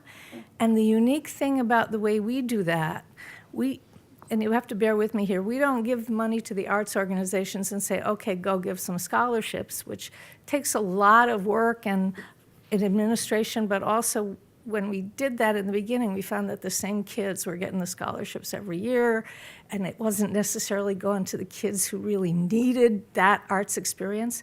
So we changed it. So you, as a family or a kid, could apply directly to Creative Pinellas, and we would pay for you to go to Art Summer Camp. We send, probably by now, it's 1,200 kids to summer camp, Art Summer Camp, and of any kind. So music, theater, dance, and visual arts, of course. Cool. And what's your favorite piece of artwork in Oldsmar? I would have to say it's taking flight. Donnie Gianella was a grantee of ours, one of the first ones. And so the artwork has a place in my heart, but the artist has a tremendous place in my heart. And I'm very proud of him, although he was a very good and well-known artist before Creative Pinellas. It really was a good and well-known arts agency. But I feel that that kind of thing is my contribution to the community. And so, for example, you were talking about the mural with people could stand in and vote. That was John Gascott, another artist that Creative Pinellas gave a grant to. He was an emerging artist for us. So I sort of see my fingerprints in really good ways throughout Pinellas County. What type of artwork would you like to see in Oldsmar? Okay, so I'm going to answer that question really differently. Okay. The way my head works is that I don't know the answer to that, but the people in Oldsmar know the answer to that. And so I'm going to spend time talking to the people in Oldsmar, just like we did with the logo, about what's important and how do you think about art. I'm not going to say, what do you want? I'm going to say, what problems are you trying to solve? What things are important and need to happen? And from that, we would make suggestions of what kind of artwork would need to be. And in terms of that, for example, I see public art as not just static paintings, sculptures, things. Spacecraft was an interactive art project that people participated in and made art, their own art. We've done public art around dance.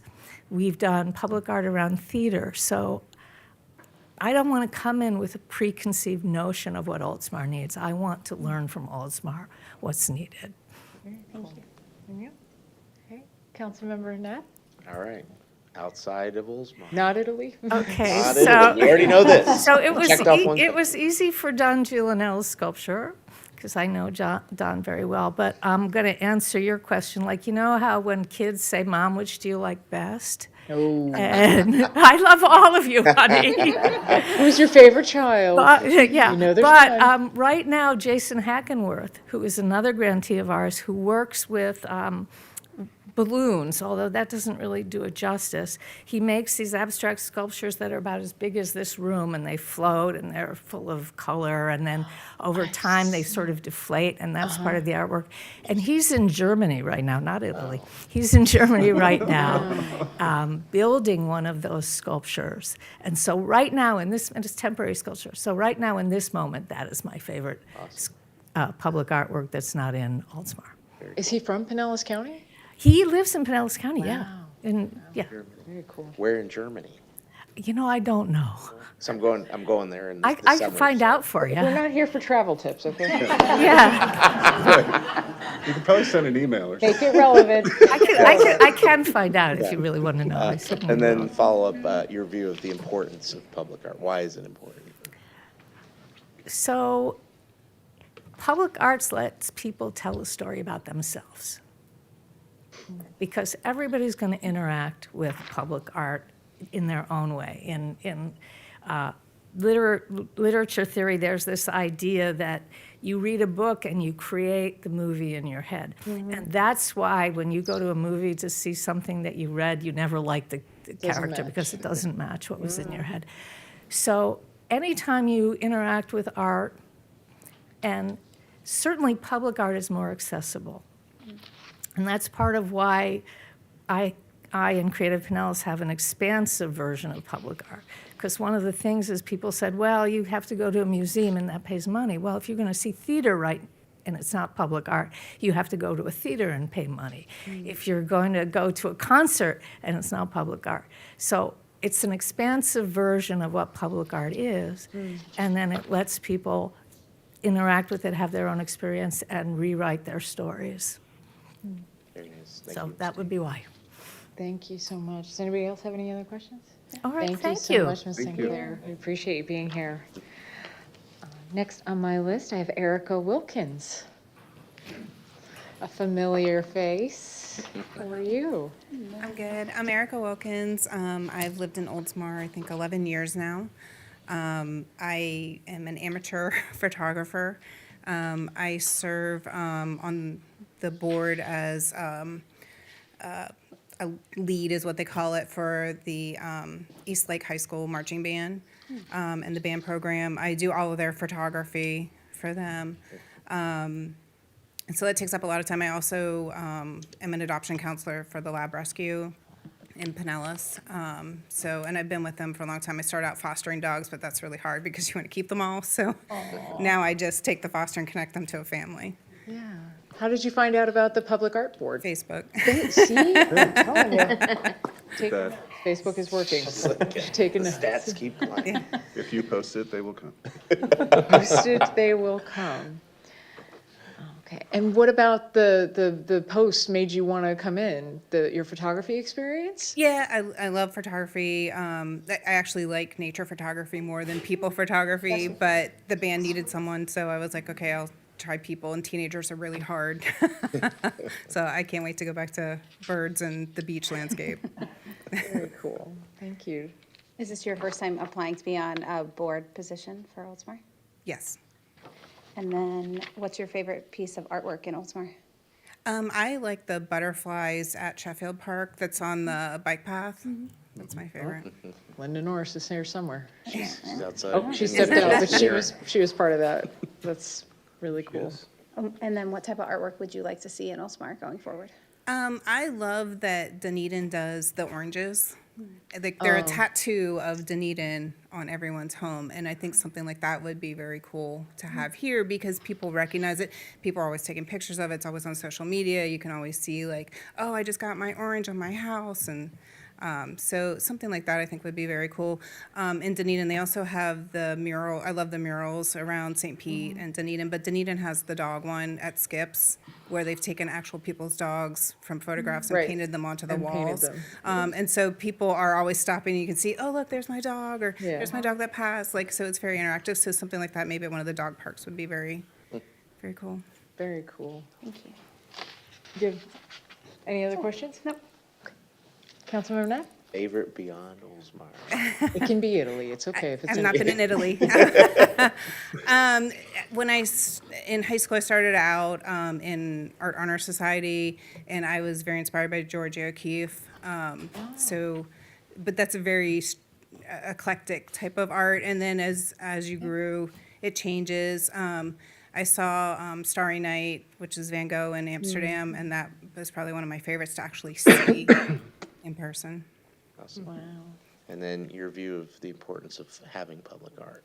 I think the arts are incredibly important for kids. I have a son, obviously, who's in the band, and so to see what music does to help them with their learning and comprehension goes a long way to get them all the way through schooling, especially now because so many schools have lost PE, that they need another outlet that isn't staring at a book and learning math and science, that they need those other things to exercise their brains. So I think art's very important. Cool, thank you. Thank you so much for coming out tonight. It's wonderful to meet you. Thank you. Wow. Next on our list, we have Judith Woodward.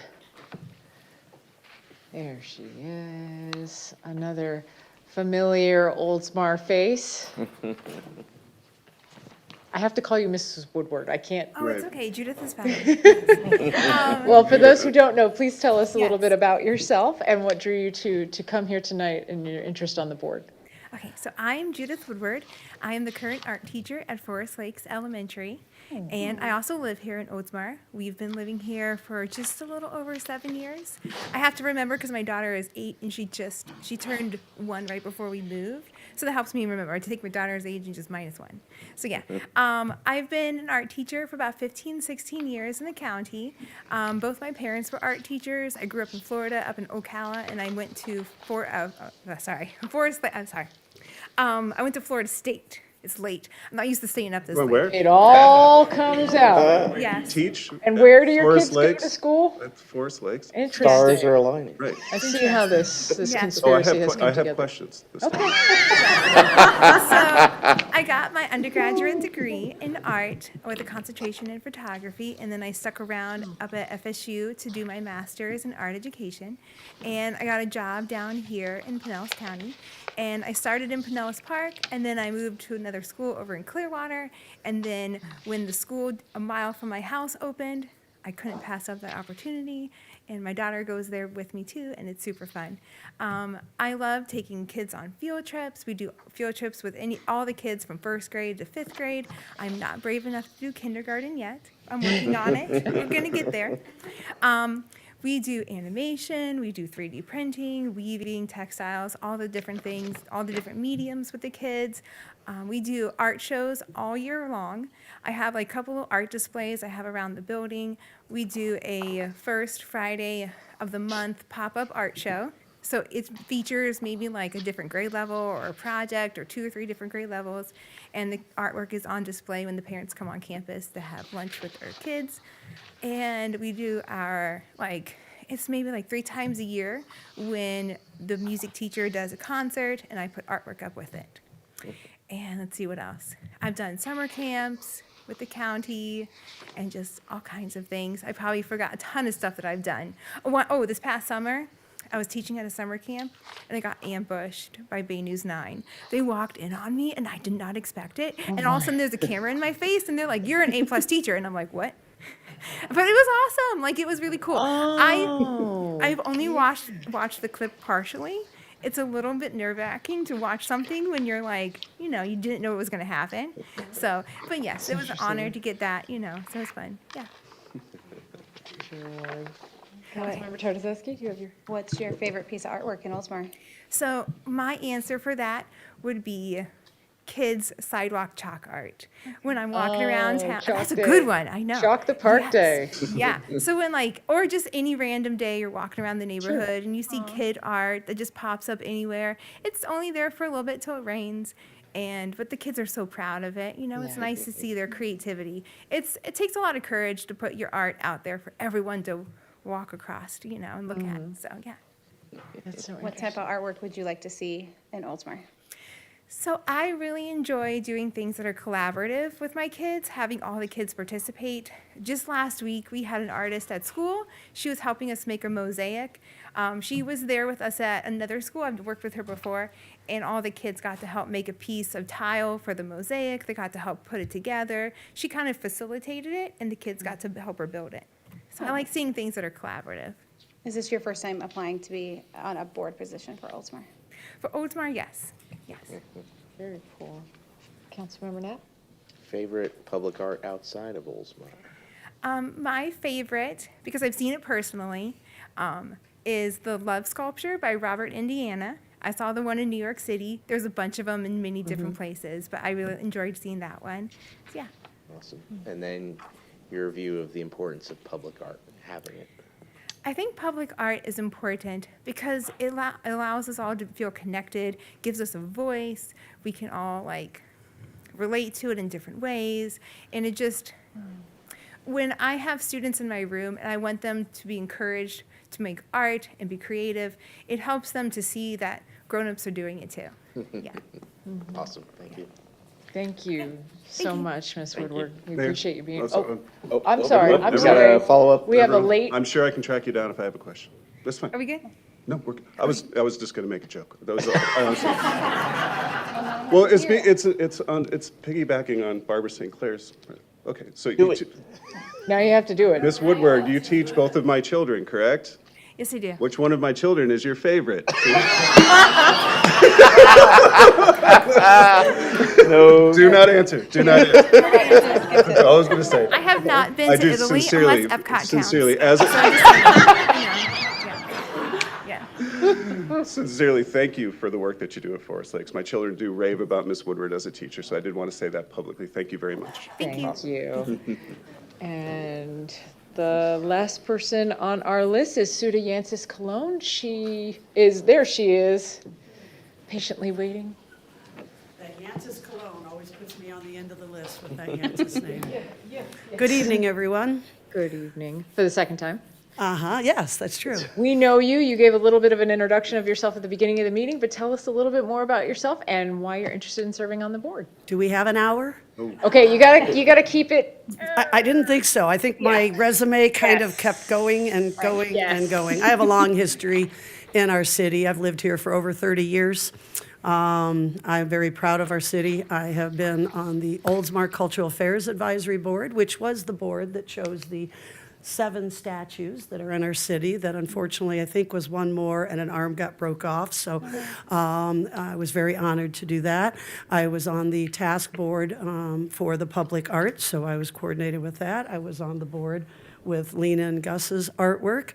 I'm coming to that one. That's because that's going to be my favorite. Okay. Because it's not technically a public art, but I will be plugging that. Just wanna make sure. I was also one of my most exciting projects was from the Oldsmar Cultural Arts Foundation, which was the painting of Mobley Bayou Towers, which we brought many people from the community, mayors, council members, children, and everything at that time to paint that one. So there's been a number of wonderful pieces. And then, of course, it's not technically considered public art, but yes, I am the designer and donator of the City of Oldsmar, Florida seal for our city that was done 20-some years. It was in Roniker's time, however long ago it was in his time. And I was very honored to design the four-color process, as well as see it produced in many other forms over the years. And to me, it's about Oldsmar, our community, our heart, and our soul being shown in our artwork. Thank you, Suda. So I think that's as condensed I can get without going into 10 other things. What's your favorite piece of artwork in Oldsmar? I'm going to say it's the artwork with Carl Cowden, where we had the children out. We had, it was a wonderful experience. Mayor Beaverland, his wife, a number of other people at the time. We had a lot of kids that came out, and Carl was able to, it was amazing. What you see now was started by kids on a lot of it, or people that didn't have art background. And Carl Cowden and his team were able to actually coordinate to give them some outlines and give them some direction, give them some, and then come through and clean things up a little bit to make it look very professional. And I do still think the plaque is still out there with all our names on it. But that's one of my, there's all of my pieces, all of our artwork in Oldsmar. Lena and Gus's is a favorite, the wings, the Mobley Bayou, the statues, and of course, R.E. Olds Park, because that's where many of our shows are. I think that's most of them, to name a few off the top. But I was most proud and love most our piece that's not seen by many. So if you do love art, make sure you get out to Mobley Bayou and see those beautiful water towers. Or towers, I think they were technically something else, but we called them water towers for a lot of There's water. years. Yeah, there was water. There's always They're a lot prettier now than they used to be way back when, let's you put it go. that way. Has always been one of my favorite What pieces. kind of artwork would you like to see in Oldsmar? I would like to see us do more murals. I also was an advocate for interactive art, not so much taking photos, but things that you can move and shift. I saw some beautiful pieces when we were looking on different artboards for various things, where there was some mirrors and things that were actually twisted and turned, and you actually created these different colors. And I would like to see more than just saying interactive, taking a photo, but interactive in a way that you actually can get your hands in and kind of play and be a part of the art as well. And I was also an advocate, which we doesn't think it's going to work, for the some type of art on the entryways. We talked about that. We looked at it. It's low on the list on the main streets coming into our town, of course, on Tampa Road. So that was one that I think would be really awesome, but I also think it's a struggle. And I have always been an advocate, like Clearwater has done, because they had a different type of electric company, of the covering of Tico boxes, for lack of a better term, but we've never been able to get that one through either. So these are some of the beautiful things we'd like to see, and maybe as times change, those kind of things might open up. Thank you. That's it. Councilmember Knapp? Favorite art beyond Oldsmar? Well, I am not the world traveler to Italy, to Germany, to New York. I have been, but I'm talking over 40 years ago, so it was probably whatever theater I went to at the time. But I've always, I have to say, when I start talking about art in our community versus art in other areas, I don't believe in comparing us to other areas. Because each area is unique, and I think whatever artwork is chosen for our area needs to not be based on what this town did or what that town did or what this town did. And besides that, the bigger towns have much bigger budgets that are not realistic for us. So, for me, it's not so much a comparison or looking at other people's art, it's what works for us. I am a big Salvador Dali fan, okay, paintings and all of his work.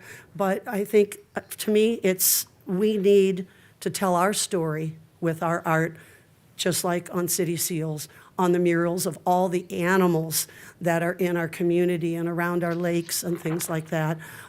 So that's, to me, I'm not going to have a favorite because this is my favorite. And your view of the importance of public art? Public art brings a community together. It invites new people to our community. I can remember there's a mural up on on Alderman of a beautiful young African-American girl, and it just catches my attention, and it makes me feel welcome and warm. To me, public art is a sharing of us through art. I think it's also important that it's a sharing with children and adults within our community. And I think it brings a warmth and an invitation and a feel at home when we have more public art and a nice variety that invites new people into our community and gives children an outlet, hopefully, for more interactive art as well. Thank you. Yes. Thank you so much for being here, Sue. Did I forget anything? Probably several things, but You said all of the things. you got my resume. Yeah. I love Oldsmar. I would be very honored to continue after being on the task force, after being on the Cultural Affairs Advisory Board with the city for 20-some years. I would be very honored to serve on this board as well, to see us continue to build our public arts programs. Thank you. Thank you so much, Suda. Wow. I think I speak on behalf of everyone up here when I say thank you all for coming tonight, for inspiring us with your backgrounds, your passions. This has been a little bit of a lengthy exercise, but I want to thank all of you and the council for participating in it. I feel like I've been educated tonight, which I know is usually the goal of anybody involved in the field. And I'm really humbled by the caliber of people here tonight, our residents, our professionals. Thank you all for coming here tonight. I just have to give you a round of applause. Thank you. So now we have some ballots that our city clerk is going to pass around. Just as a reminder, 4 of the members must be from those occupations I read: professional artist, architect, museum curator, art or art history teacher, interior designer, photographer, graphic designer, or urban planner. 3 members must be Oldsmar residents with a strong interest or experience in art or an art-related field. And the 2 alternate members shall have the same qualifications as the regular members. So obviously we saw tonight we have some overlap between residents and professionals. So if you pass out. Start with the 4 members first for the professional occupations. And so the top ballot, when it reaches you, should be yours. So make sure to check the name on the bottom. Thank you. And if you need to take a Please select restroom break 4. or step out, this could take a minute just because, right, process of voting and elimination. Could I point something out Sure.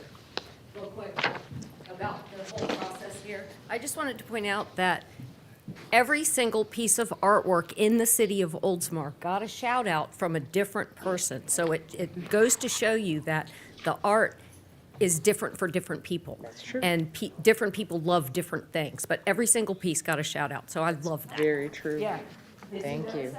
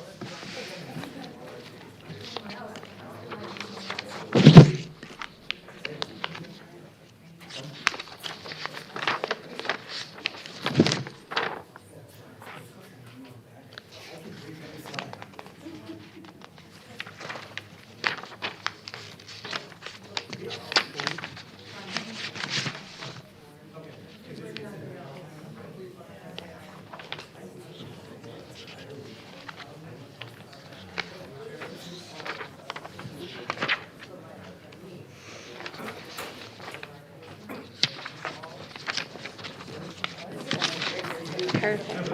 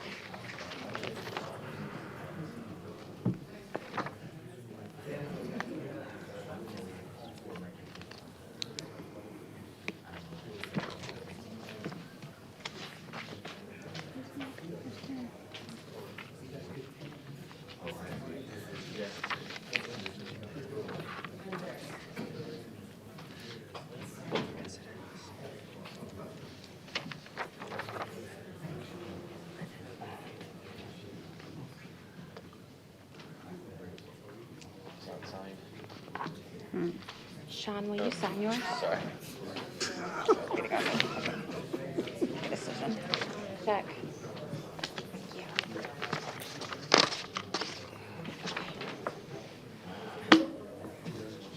Something funny is happening, I just don't know what it is. Sorry, guys. It's okay. Take your time. There's too many choices. The clerk is still tallying, take your time. Take a quick nap. Get it in while I can.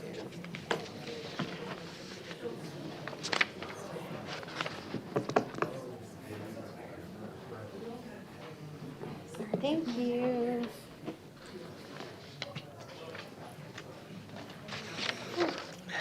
Round one.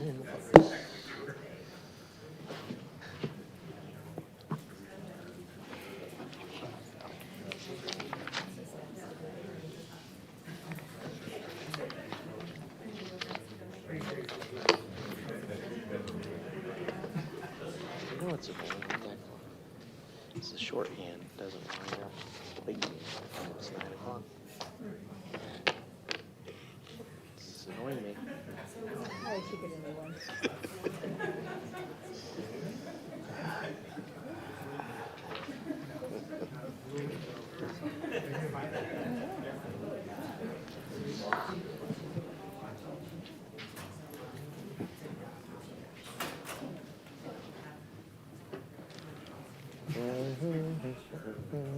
Need a ruling? Need a ruling.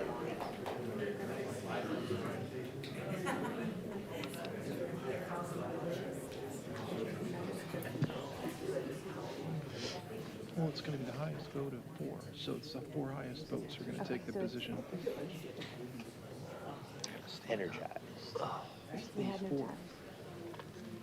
1, 2, 3, 4, 5.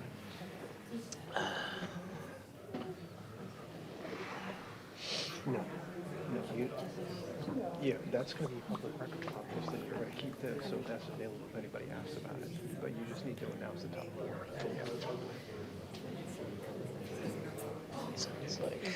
Sounds like a runoff. For your patience. I will go ahead and announce the vote for the 4 professional members. So there were 4 applicants who received a majority of the votes, and those would be Christopher Hubbard, Linda Norris, Lena Ocampo, and Barbara St. Clair.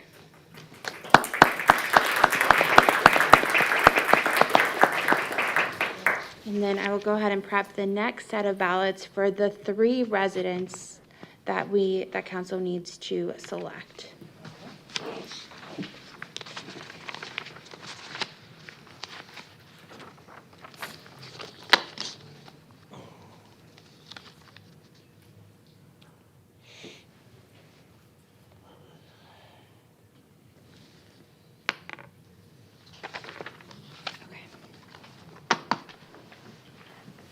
And please ensure you get the one with your name on it.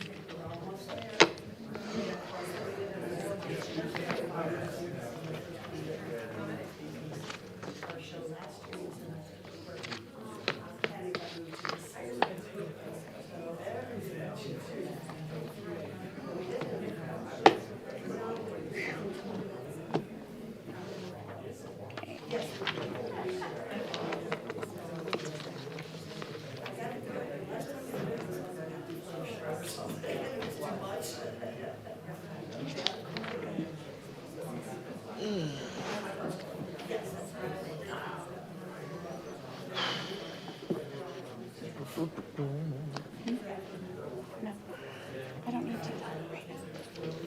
I mean, I might in 5 minutes. Wait, do you want to take a 2-minute? We can. I'll go with you.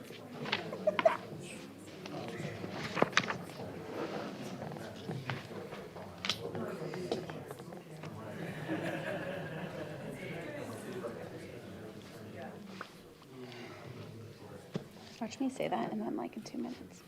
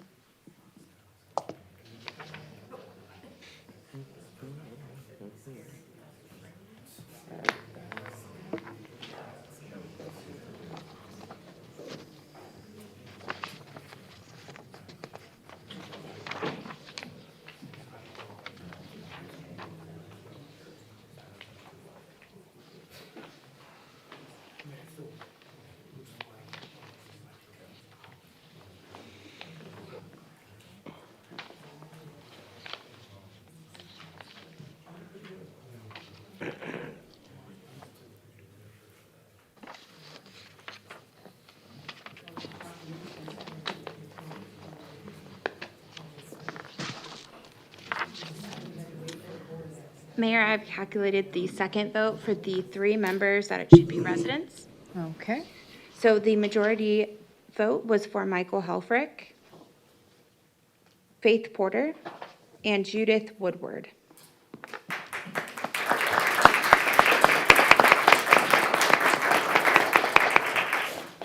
We have one more vote to complete, which would be for the alternate member, and it will just take me a second to cross off the names that we have already selected, and then I will pass those out. Would now be a good moment for a bathroom break? It sure would.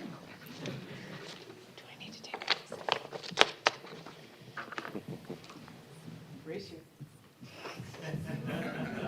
One seater, girls. Or somebody's gonna get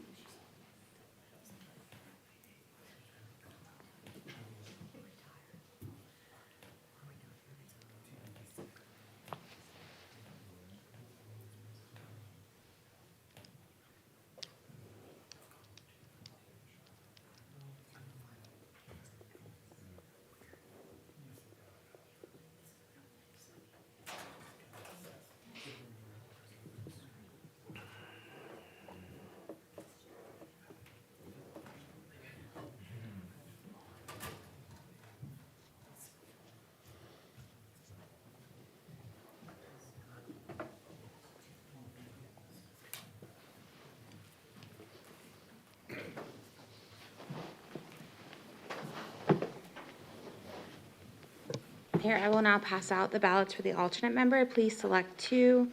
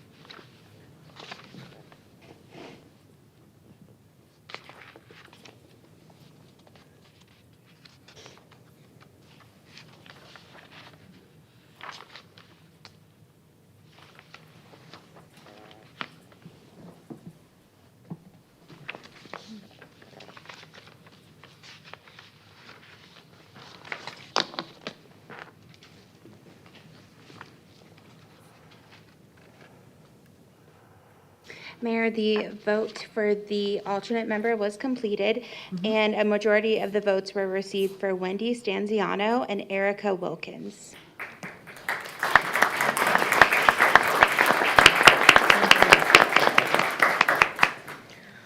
All right, well, our ballots serve as our vote on this agenda item. I want to thank all of you for coming out tonight. I know this was a lengthy process, but hopefully you take it as a sign of our respect and our appreciation for your time here tonight. We thank you. You don't have to stay for the rest of the meeting. If you do, there's an educational part to come about the ACFR, sorry, the audit. I know, Mr. Hauser. You do this with us every year, so you know how much we love you. And a Council for this opportunity. we are so grateful. We're so grateful. So with that, I will move on to the next agenda item. Good night, Thank you so everybody. much. It said at the end of the thing that there's no need for that the ballot serve as our vote. Yes, They you don't need a motion. voted. Yeah, You don't need a motion, you appointed by way of that vote. okay. Yeah. Just double checking, making sure. And all of those ballots obviously are public records? Yes. And the tabulations are a public record as well? Yes. Okay. We're good. Okay. Agenda item number 11, there was a vacancy, interview applicant for an alternate member for a vacancy on the Board of Adjustment. There's a vacancy for an alternate member on the Board of Adjustment due to Sean Swager's election to City Council with an unexpired term that ends on June 20th, 2026 per section 3.8.2.3 of the City Code. Vacancies in Board of Adjustment membership shall be filled by appointment by the City Council for the unexpired term of the member. That's an interesting word there. That is a word. We'll have to spell check that one. Within not more than 45 days after such vacancy occurs. It shall be the duty of the chairman of the Board of Adjustment to notify the mayor within 10 days after any vacancy shall occur among members of the Board of Adjustment. And the mayor, that's me, was informed of the vacancy as required. The following applications were received: Randy Collinsworth and Alexa Fisher. And if appointed, the alternate member would fulfill the unexpired term expiring on June 20, 2026. So about a year and a half. I see Mr. Collinsworth here.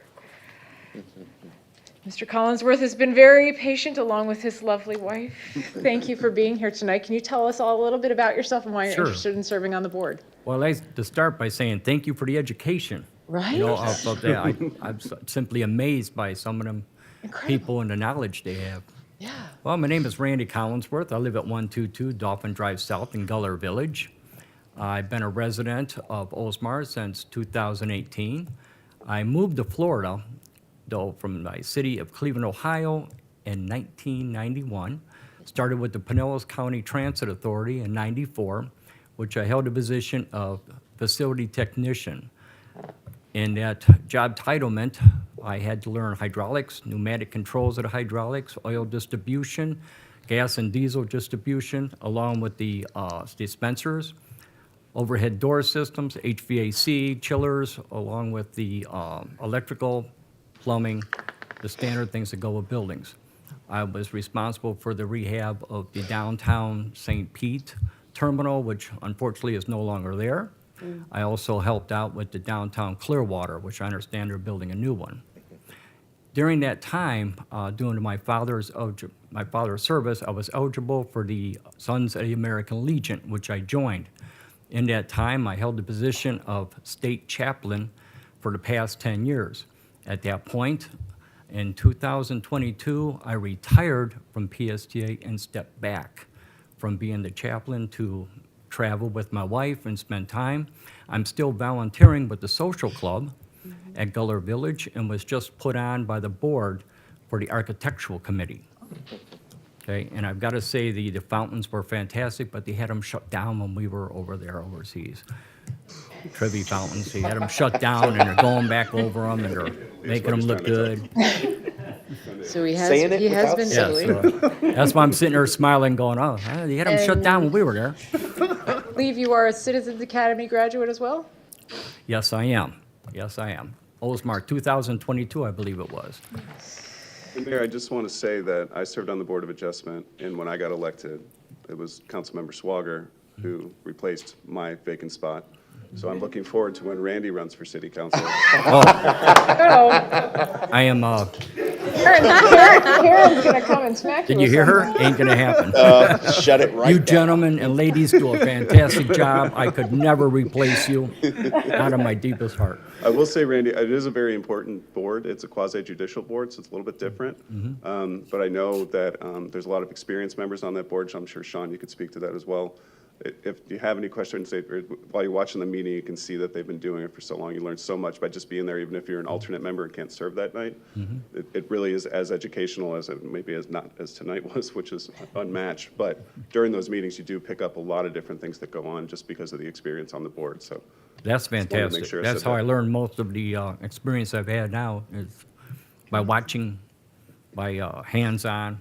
Right. And I don't miss meetings. I don't miss meetings. And ever since I retired, like I say, I'm still with Guller Village, but I still want to give back to my community. I love this city. I loved it since 2018, and I just want to give more.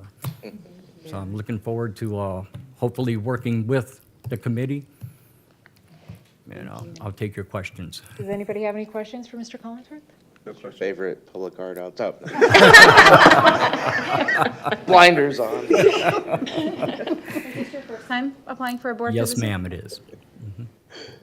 Okay. And my favorite one right now is in Cheyenne, Wyoming, downtown, my favorite Oh. statue. Very nice. There you go. Got it anyways. An answer anyway. We do have another applicant, Alexa Fisher, who was unable to attend the council meeting. But the chair will entertain a motion, one way or the other. Boom, move to appoint Randy Collinsworth as alternate member to the Board of Adjustment. Second. Thank you very much. I have a motion and I have a second. Any further discussion on this item? No. In favor signify by saying aye. Aye. Any opposed? Motion passes. Welcome you to the very Board of much. Adjustment. We will Thank be you, in touch Board. with you. Congratulations. Onboarding starts tomorrow. Congratulations. And thank you for hanging in with us through the duration of the meeting. It was certainly important.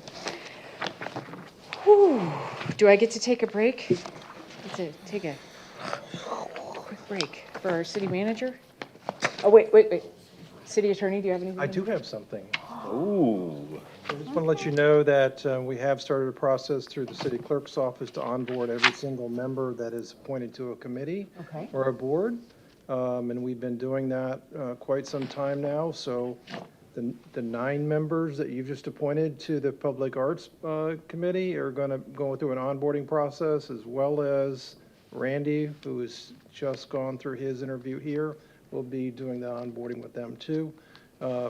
And the process includes, me presenting to them public records law, sunshine law, code of ethics, voting, that type of thing on the board and so forth. So they will go through that onboarding process. So I want to let you know that they're just not thrown into the board of the committees. That is really important. And we also have a handbook as well, right? City clerk? I received that during the onboarding meeting with Tom. Awesome. Is that okay with you, Randy? I'm counting on you to show up to the onboarding.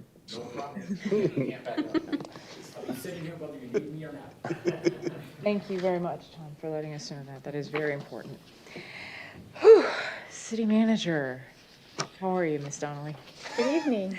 Welcome to the Good evening. 9 Welcome to the o'clock meeting. hour.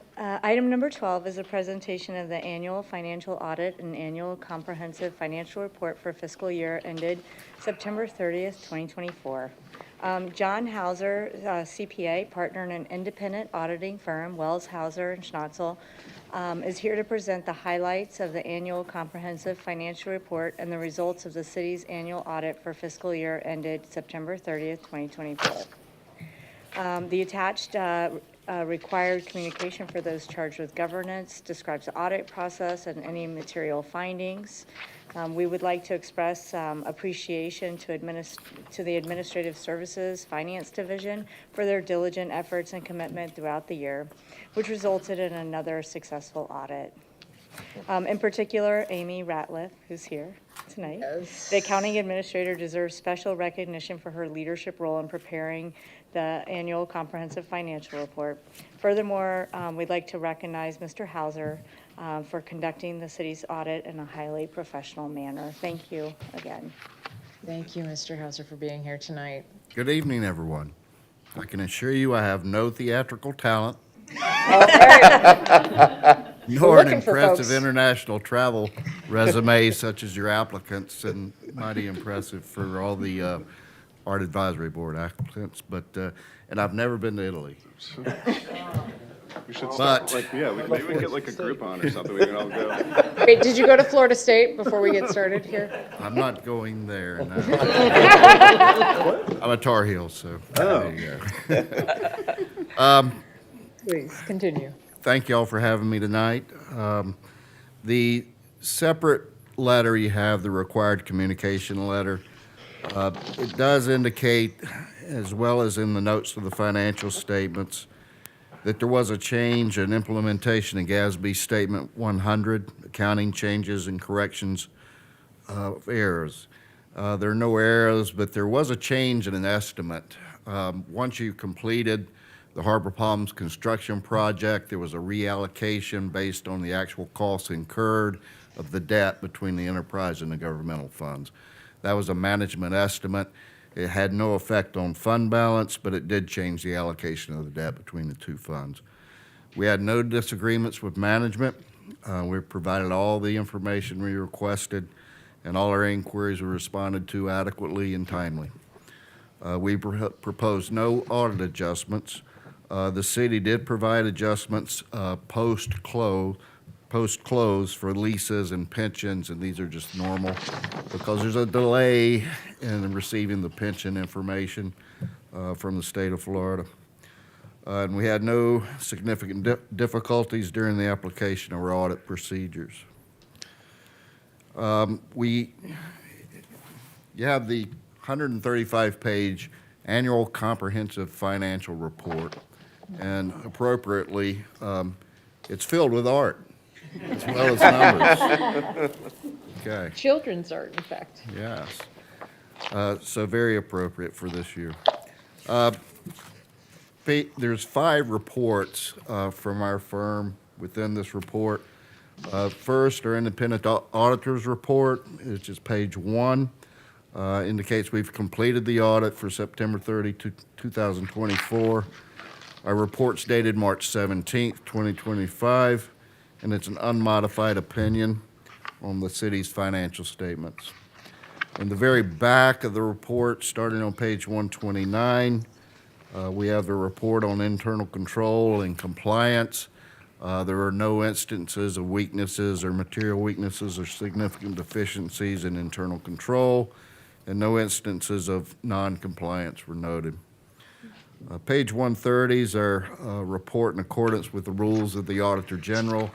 These are specific requirements the Auditor General requires us to consider, and we've issued our management letter and had no reportable items. Page 132 is our report on compliance with Auditor General Section 10556, which has to do with the city's investments. The city has its own investment policy, and we noted no instances of non-compliance with the rules of the Auditor General, nor the city's investment policy itself. The last report is called the Alternative Compliance Examination Engagement. And this is in lieu of a federal single audit. If you expend over $750,000 in federal or state funds, in most cases you have to have a single audit. If that's the only source of the funds, you don't have to have the single audit, which is a lot more involved of a process. So you were eligible for that. We performed the compliance examination, and we've issued our independent auditor's report, and there are no instances of non-compliance. This has to do with the coronavirus state and local fiscal recovery funds that are still being expended by the city. They are obligated. They were due to be obligated by December of 2024, and those will be expended within this fiscal year, I do believe. I'm going to focus on 2 particular statements, page 17, 18, and 19. 17 is your statement of net position.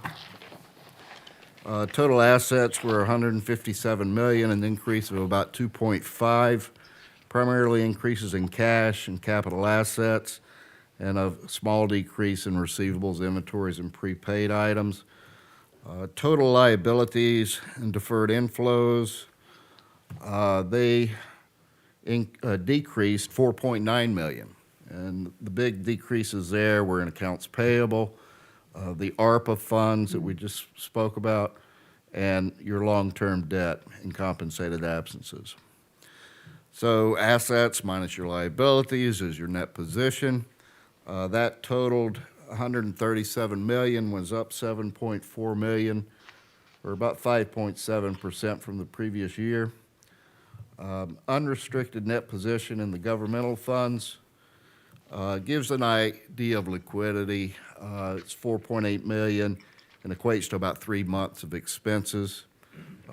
It's an increase from the previous year of 2.5, so an improvement in the unassigned or unrestricted fund balance. The unrestricted net position in the business type activities was about $22 million and equates to 19.4 months of expenditures, and that's an increase from the prior year of 18.9. Besides these government-wide statements, which include all the long-term assets and liabilities, The governmental financial statements show fund balance as opposed to net position, excluding these long-term assets and liabilities. You do have a policy that says your fund balance, unassigned funds balance needs to be 15% of the current year, fiscal year budgeted expenditures exclusive of capital outlay and transfers, and you were at 30%, so you're double what your requirements were, so you met that requirement. Page 18 and 19 is the statement of activities. It breaks down between your primary government and the business type activities. Your business type, of course, are your water and sewer, stormwater utility, and the solid waste. Overall, there was an excess of revenues over expenditures, about 2.5 in the governmental activities and about 4.8 in the business type activities. Overall increase in net position, as I said, was a little over about $7.4 million.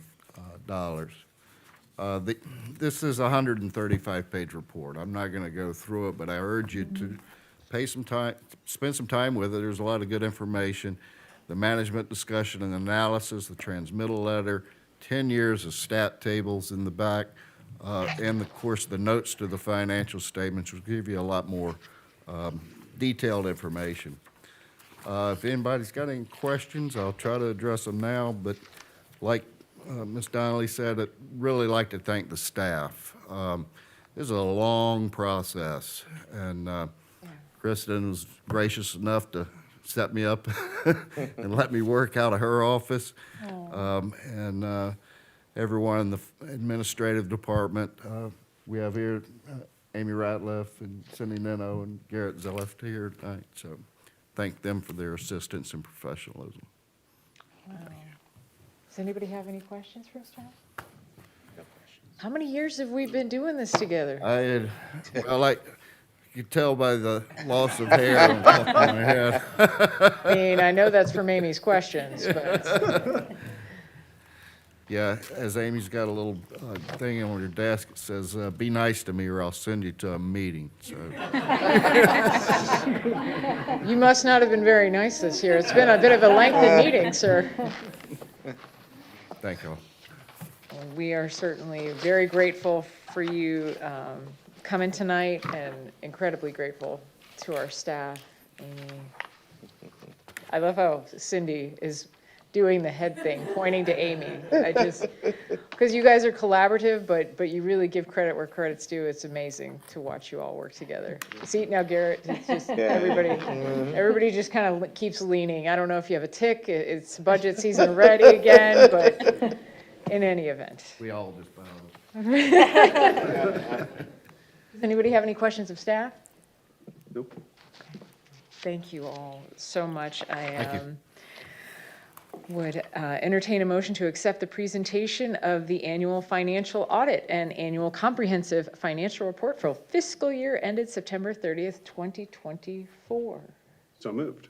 Second. I have a motion and a second. Any discussion on this item? I just apologize to Councilmember Swager because I said it faster than he did, so, but it's my motion. It's my motion, Sean. It was Vice Mayor's motion, apparently, so. Make sure that goes into the record. Duke that out in the parking lot later, but hearing no discussion, all those in favor signify by saying aye. Aye. All those opposed? Motion passes. Thank you so much for hanging in there with us. Staff, thank you guys so much for being here. We appreciate you. Can't wait for another dime on that FGFOA. Oh, yeah. I know it's coming. I know it's coming. Agenda item number 13. Item number 13 is the Upper... Wake up. Finally. The Upper Tampa Bay Chamber of Commerce is going to provide a brief presentation summarizing the year-to-date activities of the Business Assistant Partnership Agreement. So it's the mid-year overview. So Jason Sanders is representing the chamber. Proceed to the lectern, please. Proceed to the lectern. Are we gonna, I think we should start saying that. Proceed to the lectern. So I'm Jason Sanders with the Upper Tampa Bay Chamber of Commerce. Thank you, Madam Mr. Mayor. Sanders. Yes, council members, staff. Appreciate you having me here tonight. and following the financial audit also. Thank you for that. That's very nice of you. I'm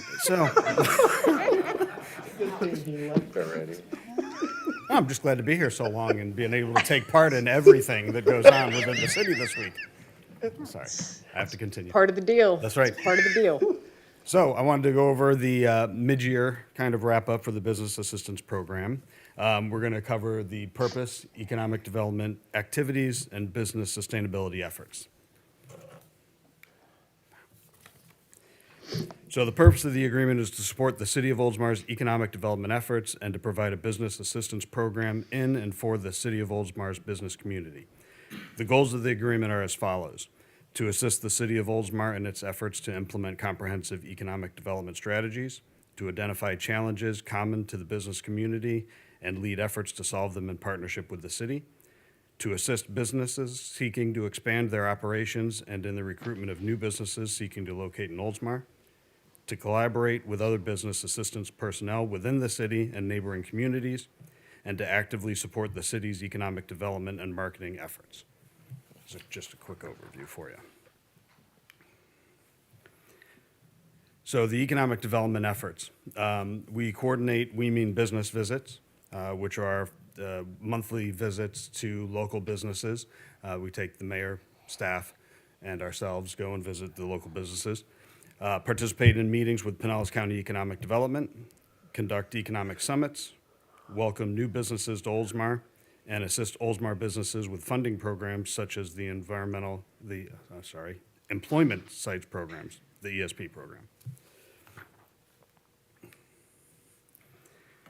The business sustainability efforts, we participated in hurricane relief efforts in the last 6 months, windshield tours with Pinellas County Economic Development, gather support from local businesses for the Douglas Road Grant, detail available land for lease or sale in Oldsmar, and assist Oldsmar businesses with funding programs such as the ESP program, which that one might be I a just really had to copy-paste. mention that twice, evidently. Which is on pause in the last 6 months, actually, by the way. So they have a slew of applicants for the next round, but that'll be coming up, and they expect to have kind of a heavy traffic in the next year when we do that. So putting it all together, since you haven't had a whole lot of graphics now, wait for it. I always love the Wait chamber's for it. transitions. Okay, This yeah. is- Yeah. So between We Mean Business, the economic development, the property that we keep track of, education, ribbon cutting, so on and so forth. Here we go. It completes for the city, a solid and happy business development here in Oldsmar. So Can you tell us, I mean, Sure. we know some of the people in that picture, but can you tell us about some of the other people in that picture? Sure, so people this is a might not picture that recognize? this is a picture that we recently took, and it's with Osgood Industries.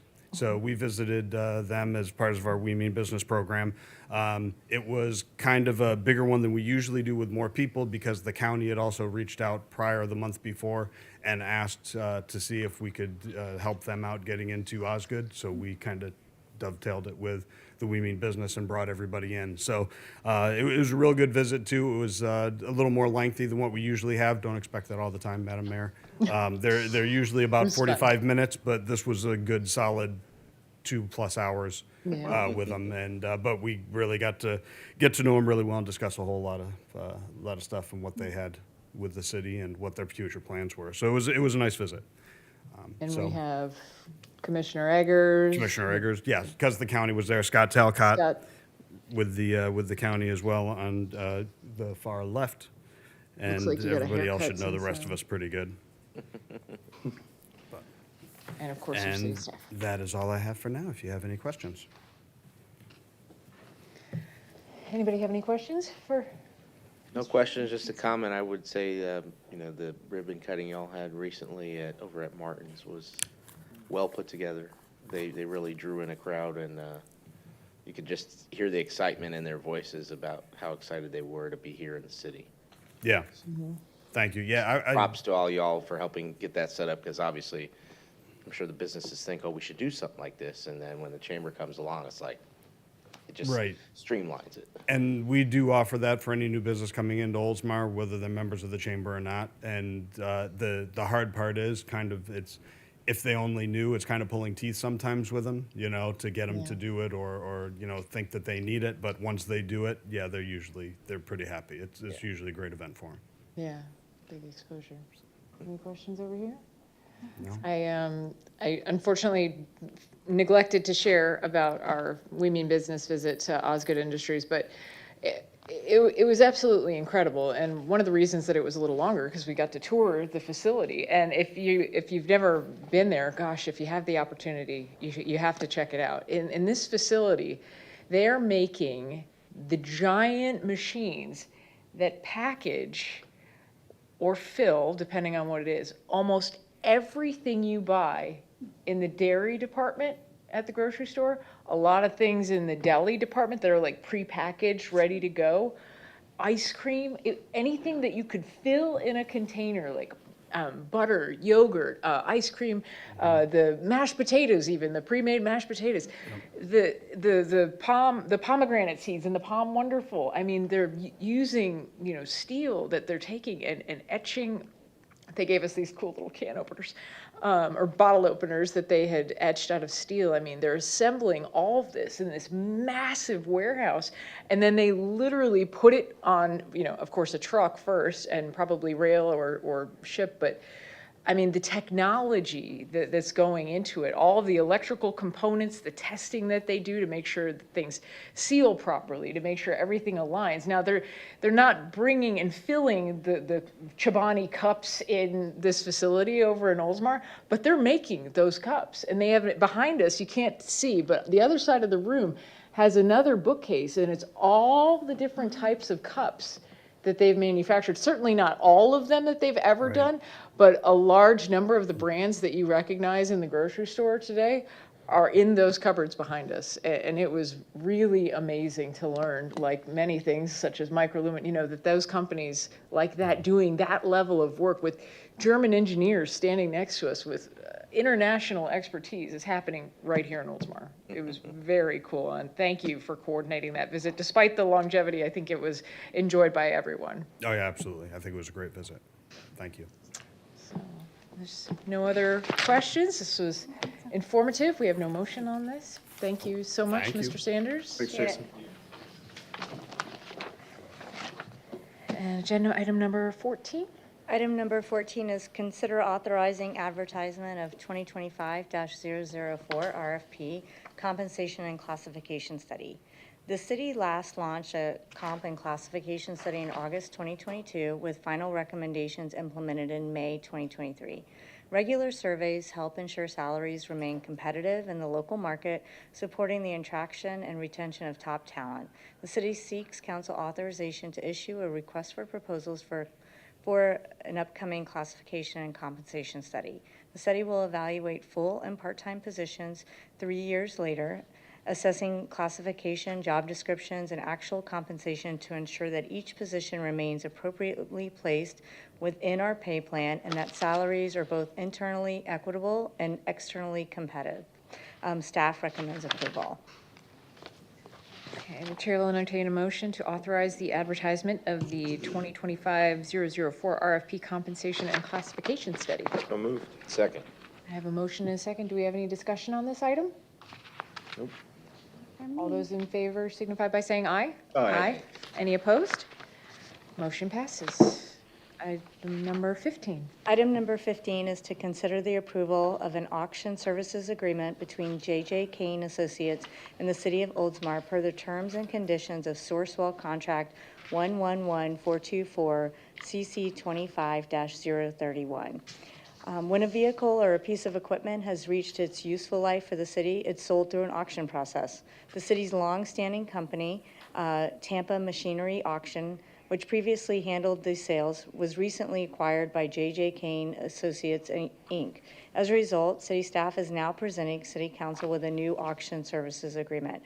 The pricing terms of this agreement align with Sourcewell Contract 111424 auction services with related solutions, allowing the city to benefit from competitive rates and consistent terms shared by other government entities. Staff recommends approval. Oh, some of that in the act for. The chair will entertain a motion to approve. I'm not reading that whole thing again. I have a motion and a second Any discussion on this item?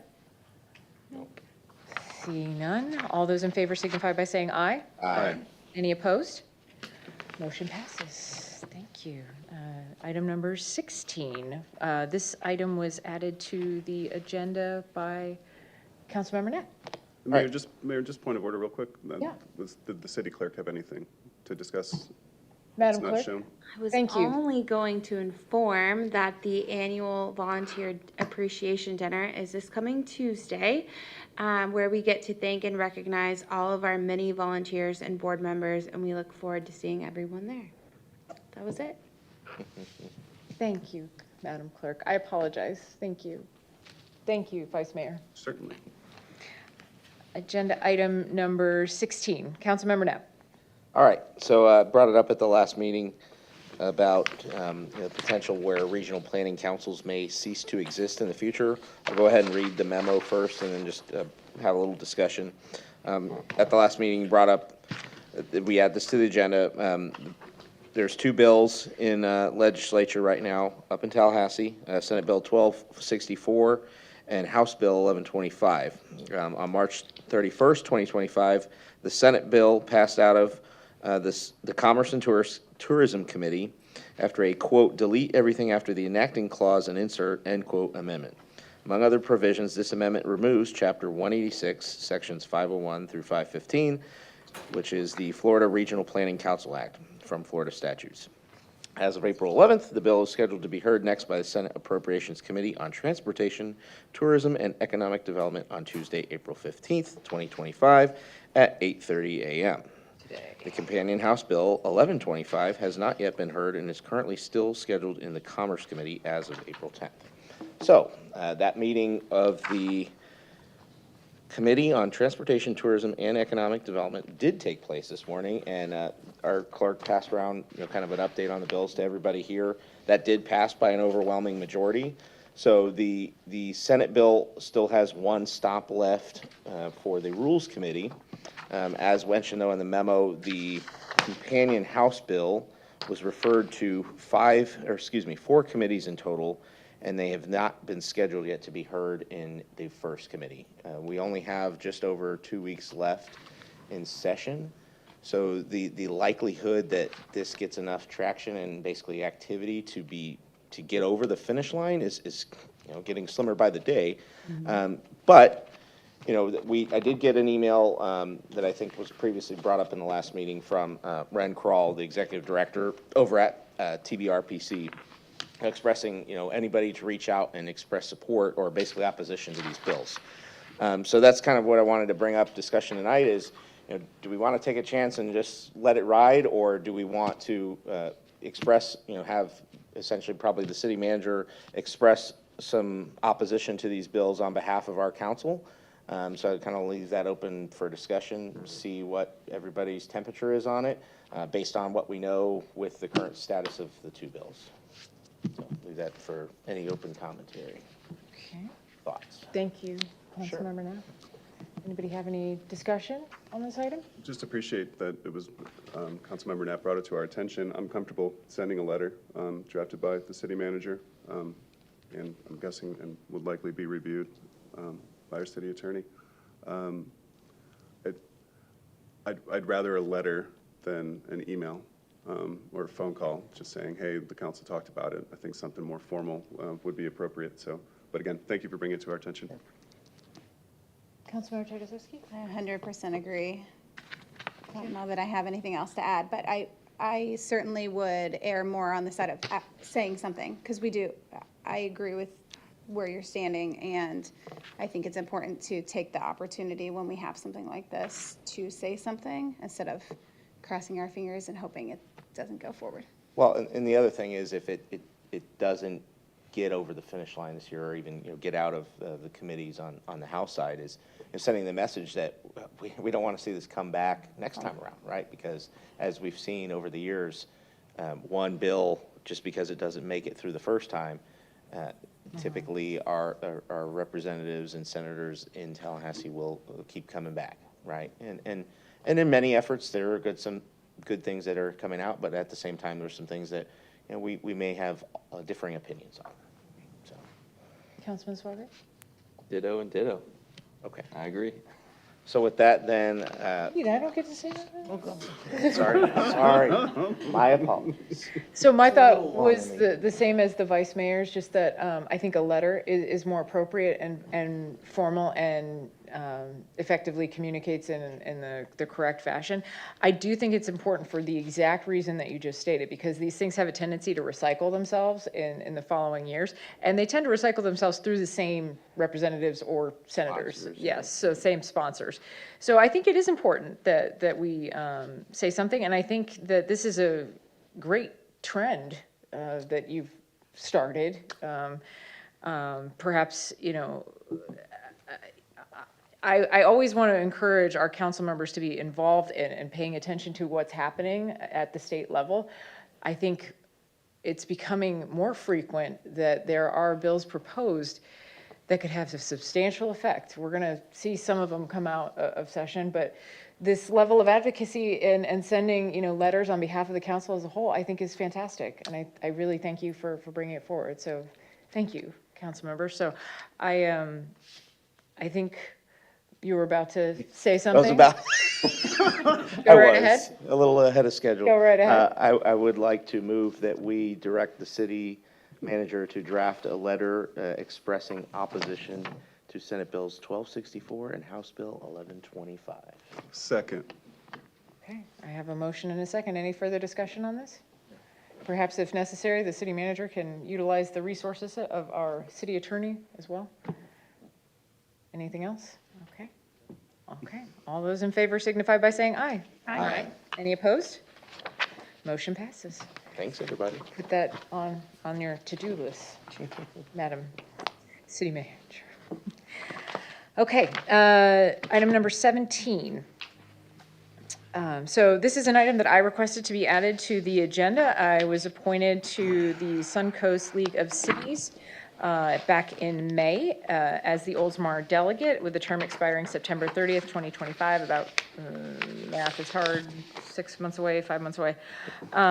According to the Suncoast League bylaws, each member municipality shall designate one of its elected governing board members to serve as a voting delegate and one to serve as an alternate to the league for one year, commencing at the date of the membership meeting in October of each year.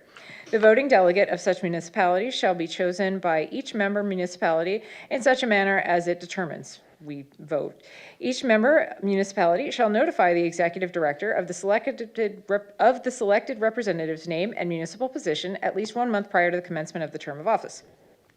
So a couple of things upcoming. The Legislative Awards Dinner is May 16th. The general membership meeting is June 20th. And the Florida League of Cities Annual Conference is in August in Orlando this year. The city clerk was kind enough to provide a chart at the back of this agenda item just showing the different positions, although one slight correction, I am definitely not chair of the PSTA, so on that right-hand corner of the top line, you can just put member. So just reviewing this and, you know, seeing that I want to continue a trend of offering leadership positions to other members of the council, and so as also not to overwhelm myself. I put this on the agenda to determine if there was anyone interested in serving as the representative to the Suncoast League of Cities to fulfill this term expiring September 30th, 2025. So I will open it to the floor. I would just start by saying that, you know, I would love to do this maybe in the future, but I think just for this being my first term serving, and also personally and professionally, just not at capacity. There's always room for more, but you know, it is something of interest to me more in the future versus at this time. So I just wanted to share that. Anybody else have any comments? I mean, as I've mentioned before, adding something else is just, it's not doable for me right now. So, and that's just me being candid. I think all of us know each other well enough to know what our schedules are like. But getting somewhere at 11 in the morning in the middle of the week, it Kinda just, hard. yeah. And when I was on the TVRPC, thankfully it was all Zoom meetings, so I could attend them. But getting somewhere for the Suncoast League, as much as I do enjoy being around all the members of that league, and being a part of the Florida League of Cities already, it's just not something, I wouldn't want to say that I could do it and then constantly have to say, hey, I can't make it, can somebody else go? So I just don't want to put all of us in that position. Okay. Any other comments? I'm not going to put. Any comments I first? feel us coming to a quandary where I feel I'm nearing capacity with the amount of things, because before joining council, I was involved in many other things that I'm still involved in. If we get to a place where no one else can do it and we're going to have an issue, I will step in and make it to the meetings. It will take effort. Well, go ahead, Councilmember Neff, if you wanted to say something. So some of these are virtual attendance, right? Not all meetings. Some of them are Hit and miss, virtual. For example, last week, the meeting was scheduled to be in Gulfport, and I could not attend due to a commitment that I had made for my new job. And so I had requested that the city clerk transmit that information to anybody who was interested or available to attend. And then literally an hour later, after the reminder about the meeting email came, an hour later, they flipped it to Zoom. Oh, wow. So, which reflects a couple of things, right? It's hard for people to make it to these meetings. And so I think when they have an indication through the RSVP system that not a lot of people, or they might not have a quorum, or not a lot of people can attend, because it's typically a lunch type format. You have lunch and then we talk. So they probably flipped it for that reason. Gulfport's a bit of a ways down there for some of our North County residents, and it certainly was for me. But I had already known that I was going to be unable to attend that meeting. Listen, I don't want to put anybody on the spot. I'm not trying to certainly not force anybody into the position. My goal is to just let you guys know where I'm at and what my goals are, going forward, that I want to offer these types of positions. I'm not here to build my resume. I'm not suggesting that you guys are, but if you are interested, I can, remain as the delegate and attend the Zoom meetings as available, but I don't want to create any misconception. Like, I can tell you that I will not be able to go to the conference. I probably will not be able to go to the awards dinner. I might be able to go to the June 20 general membership meeting in Largo. So, in a lot of ways, membership on these different boards is important, right? We can advocate for our city, we can carry information back, but there's also a sense of accountability, right? If you're on the board, I'm expecting Vice Mayor to come back with a report on, our investments. I'm, hoping that Councilmember Knapp will come back and tell us what's going on, at the Tampa Bay Regional Planning Council, to the extent it continues to exist, maybe. But, right. But I don't. I'll be out of all jobs. I want to make clear that if we leave me in place, I will not have those updates for those that I am not able to attend. I can, gather information, but I don't want to create any misconception that, I'm going to these meetings actively, because I am at capacity, as many of you are as well. So, Tom, do you have any input or advice on that? Should I formally step down from it and leave it open, or continue to serve, although unable to attend some of the meetings? I would think the latter. Okay. At least you have some information that you can relate to them and back to the council when in fact you're able to attend. I would not leave it an empty seat. Okay. Yeah, especially when, if we're a member of the league, it says we shall designate Yes. someone. Has So that. I think that so long as you're a member and you can attend as many meetings as you can, that's going to be sufficient enough to meet their bylaws. Yeah. So. And just for, an additional piece of clarification, the Mayor's Council of Pinellas County, of which many of these Suncoast League of Cities people are a member, is also a Florida League of Cities entity. So a lot of the same people are there at those things, so there could be some good information sharing there.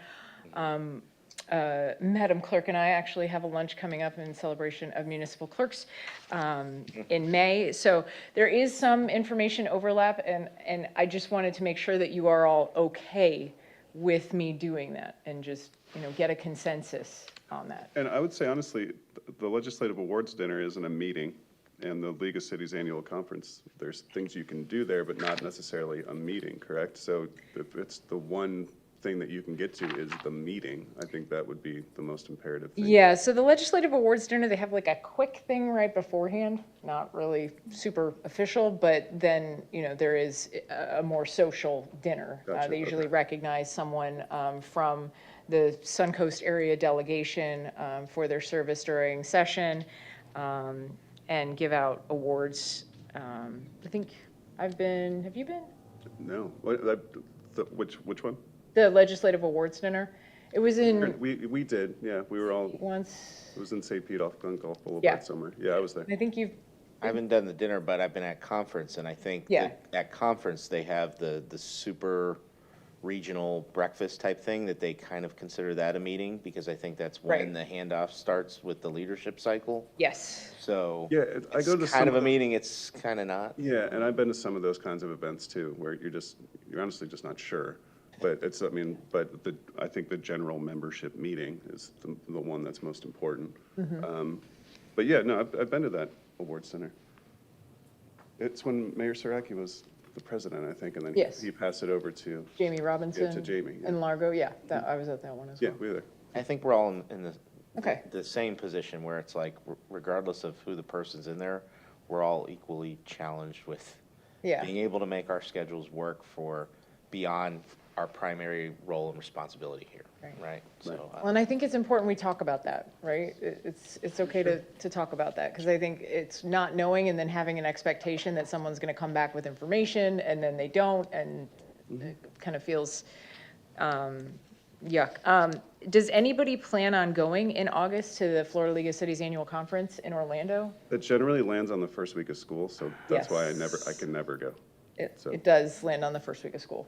Every single year, and I've actually talked to the CEO of the Florida League of Cities asking if they could Like, please can just you not? move it a week Can in you either just not? direction. She's like, I know, I always do that, and then just.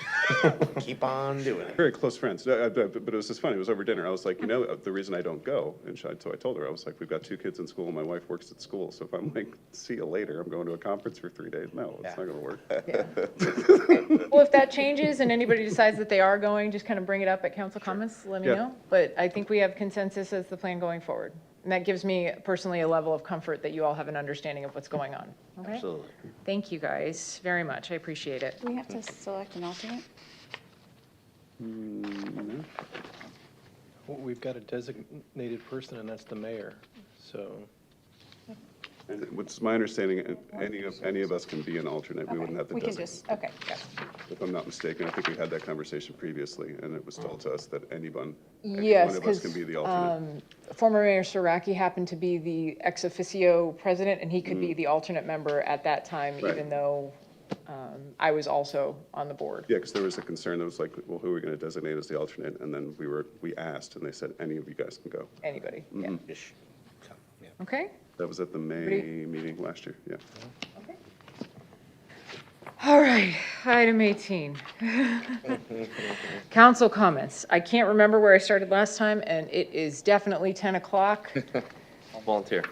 There we go. Schwager. So, as quickly as I can, I just wanted to thank all of the 14 applicants. I think that just speaks volumes to the interest, and I was blown away by their experiences, Yes. or their experience, and the 2, of course, Board of Adjustment applicants. Looking forward to the volunteer dinner that I've had the pleasure of attending for the past 3 or 4 years. And God, I got so much, I'm going quick. Thank you to the chamber and the residents for Oldsmar days and nights. It seems like it was so long ago, but the parade was amazing. My girls loved it. They wanted to be in it forever. And it was cool to hear that the front of the parade was finishing when the end was starting. I mean, it was that big. So the attendance at the carnival, I mean, the music, I mean, it was just a great time. And had the pleasure of, volunteering on Sunday with some of the council. The extravaganza event, went to that, ran over to the 109th birthday for Oldsmar, ran over to the Saturday market, went to some open And houses, redone. went to a birthday party. I mean, nonstop. But just thank you to the chamber and city for putting those events on. Happy birthday upcoming to my youngest, a couple weeks. Cannot believe she'll be 4. Happy Easter. And for those watching golf, congratulations to Rory McIlroy. Hopefully he's watching this. Yes, of course. Definitely Give is. me some tech tips maybe in the future. But it was an amazing tournament if you guys didn't watch it. But that's all, Mayor. Thank you. Thank you. Councilmember Knapp? Sure.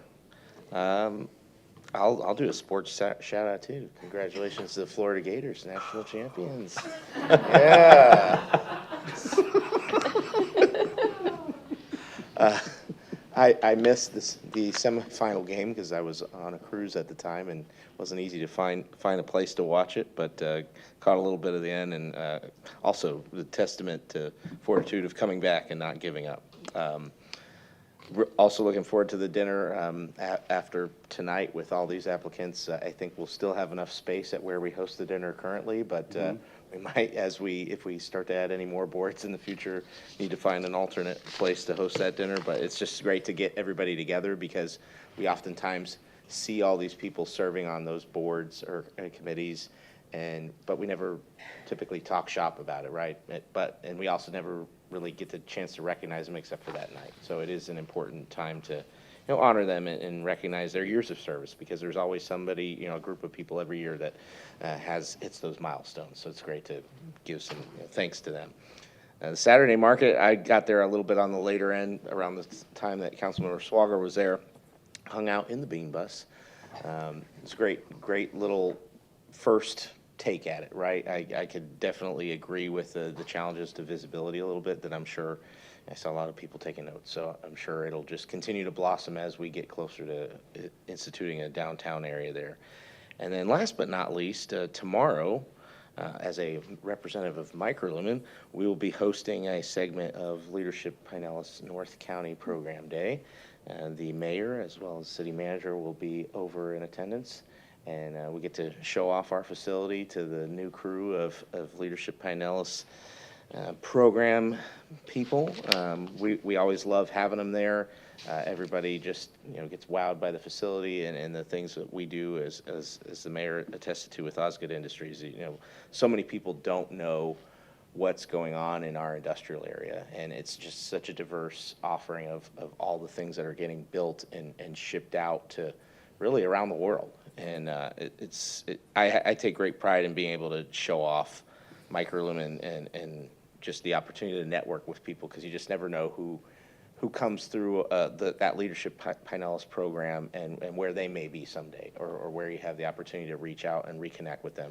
We've got Mike Lavery, who went home already, but he was in my class. Yeah. And so it's great to now have him here as a city staff. So really looking forward to seeing y'all there tomorrow. We'll be kicking off right at noon with some fantastic, best pizza in Oldsmar that almost we're having can pizza. have. Yes, we're having pizza. So that's all I have, Mayor. Thank you. Thank you. Councilmember Tartakovsky? So I'll keep it short because I'm sure we're all ready to go home at this point. But a big thank you to the Chamber for Oldsmar Days and Nights. I enjoyed my first parade, and really enjoyed being down there Saturday night with some friends. Shout out to the Chamber for getting some new vendors this year. I enjoyed a mocktail from the cutest little food truck, and I got a new plant baby. There was a orchid vendor, and I got the coolest orchid, and I'd never seen that there before. So good job on your vendors, guys, and thank you for all the hard work. And then also very impressed with all of the applicants tonight for the Public Art Advisory Board. As I was sitting here listening, I thought to myself, I want to be on the Public Art Advisory Board and hang out with all of these incredibly impressive and intelligent people. And I'm so glad that we got so many new people who hadn't applied for boards before. So that's exciting. Happy Easter to anyone who's celebrating. Thank you. Vice Mayor? Thank you. I'll also be quick, but yeah, just to kind of piggyback on what everyone else is saying, that whole interview process, it was good, it was productive, it was fun, because I mean, sometimes those things can get tedious, but everybody was into it and just complimenting one another for like, holy cow, like, you do that? Like, I was, Right? like, I didn't even know those things existed, but, you know, just being able to tell you, like, with Councilmember Knapp's question, oh, it's this one here, and then even when Randy came up for the Board of Adjustment, oh, it's in Cheyenne, Wyoming. I'm like, what is going on? Right. But just good, productive, and fun. I was also at the Saturday market. If anybody was there and saw 2 giant piles of rocks, do not blame the Graber and Gannon children. It was definitely not Jackson and Jude, definitely no, not. No, of course not. No. Why would they do that when they could hang out and do other things? Anyway, Oldsmar days and nights, we missed Friday night, but we were there for the parade, of course, on Saturday, and then it was Carnival Day, and then volunteering at the beer tent on Sunday, which is so much fun. I think it's because Andrew wasn't there. Probably. Don't worry. I'm on a cruise, so I I might have been can't- near some beer Well, I'm sure, at yeah. the I'm same sure. time. Well, maybe, you know. But it's this beautiful weather, but just all in all, just like, it was just really fun. And it was just good to see, and just, like, everybody was even just coming up and all laughing with each other. And the 6 hours, I mean, we've been there before where it's like, you gotta sit down and you're just like, what am I doing? And now I gotta eat. And it was like, it's 6. Like, yeah, you guys can go home. We're like, all right. Like, so we left. Happy Easter. I'm also excited about the volunteer dinner. I believe, Valerie, it's the first one you're going to attend. And we've been to it before, but everyone's there, whether it was as a volunteer, as Councilmember Swagert has been the last few years. But everybody, it's not so much that they're getting recognized, but they appreciate the fact that they get to go, and I think they all look forward to it. The special recognitions are always nice. And it's a really just fun event that, like, everybody appreciates, and you'll see that on Tuesday for sure. One last thing, and I do it every year at this meeting in April, but happy 55th anniversary to my mom and dad next week. So, which means my oldest brother's 54, so I should make fun of him for that. But just wanted to say that. Good job, Mom and Dad. That's all I had, Mayor. Thank you. Ooh, thank you. You guys covered a bunch of things. I wanted to tell you about the We Mean Business visit at Osgood, which we covered. Oldsmar Days, the only additional things I wanted to mention, the car show that Jason Nastasi talked about, just a massive explosion in interest and participation, which was really exciting. And it was great that I don't remember in the past being asked to participate in the awards ceremony for the car show. And we went over there, and it was a really great time to be included in that. Sometimes it feels a little separate from what's going on at Oldsmar Days and the carnival, but it felt like it was all together. So I really liked that. I think Jason did a really good job of elevating the car show to a sort of real professional status with professional photography, actual vendors over there on that side, and the awards he handed out were beautiful. I just thank you guys for coming over there with me and participating and having fun with it, right? That was the best part. A lot of fun, yeah. I heard that a lot of people remarked that it was the best parade ever. One piece of feedback that I got, let's ask Eastlake High School if their band would be interested in participating. It's not a parade without a band. I don't know, how far they march. That would be a bit of a march. They might have to take a shortcut somewhere. But it would be cool if we could include that. I just wanted to thank all the local organizations that participated, all the families and visitors and volunteers. The Saturday market was a blast. I do hope it grows. Thank you all for stopping by there. I was also able to stop by the birthday party at the Historical Museum space downstairs. Thank you to Susan Hurley for organizing and putting that together with the cakes. It's always great to see staff there and just excelling at what they do. And similarly with Extravaganza, John Lindsay was there up on stage making sure the bubbles were pointed at those kids. I mean, what an amazing event. I can't even conceive of how many eggs, I don't know who filled all those. I think it was Bayside Church, but when you took a picture of just the little tot lot, just those eggs, I mean, their eggs are all next to each other. It's just the whole ground is filled. I cannot conceive of how many eggs there actually are. I would love to know that fact, if anybody can find out how many eggs they filled. It's gotta be at least several thousand. But again, the event was seamless, beautiful, coordinated with the volunteers. The food was, there, the vendors were there. fabulous event. So thank you to Chip Potts and his staff and all the volunteers that put that together as well. I wanted to thank Scout Troop 475 for welcoming me last night for a discussion on the rights and responsibilities of United States citizens. Always fun to participate in that. I know we have an Eagle Scout here. My nephew is now an Eagle Scout as well. And my other nephew is not quite there. He's a little bit younger, but it's cool to be invited. They do it over at a church off East Lake Road. And, you know, there's kids there that do know a lot about Oldsmar. Believe it or not, the first thing they say to me is, the BMX, yeah. So little interesting feedback about what kids, you know, middle school age know about Oldsmar. I've been nominated to serve on the Forward Pinellas Board as part of my participation in PSTA. That's pending board approval at the April 23rd meeting. So that will be next week. So we can talk about that in May. I think that's everything. Oh, the Hurricane Expo on April 26th. I will be there for a very short time. Same with the Opal Theater Alice in Wonderland production. I would love it if they could start at 7, but they moved it back to 8, which kind of heads into the bedtime territory and gets a little bit disastrous for me. But if anybody else is attending, let me know. I hope to be able to greet everybody and to be sure to find you if you're there, and to make sure you have the opportunity to say hello as well.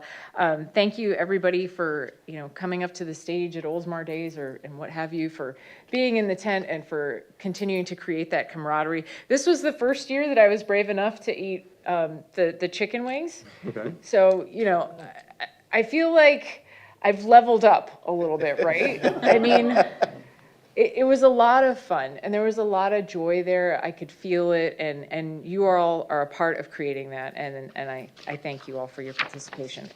So with that, the next item on our agenda is approval of the tentative agenda for the May 6, 2025 council meeting. Does anybody wish to pull or add anything?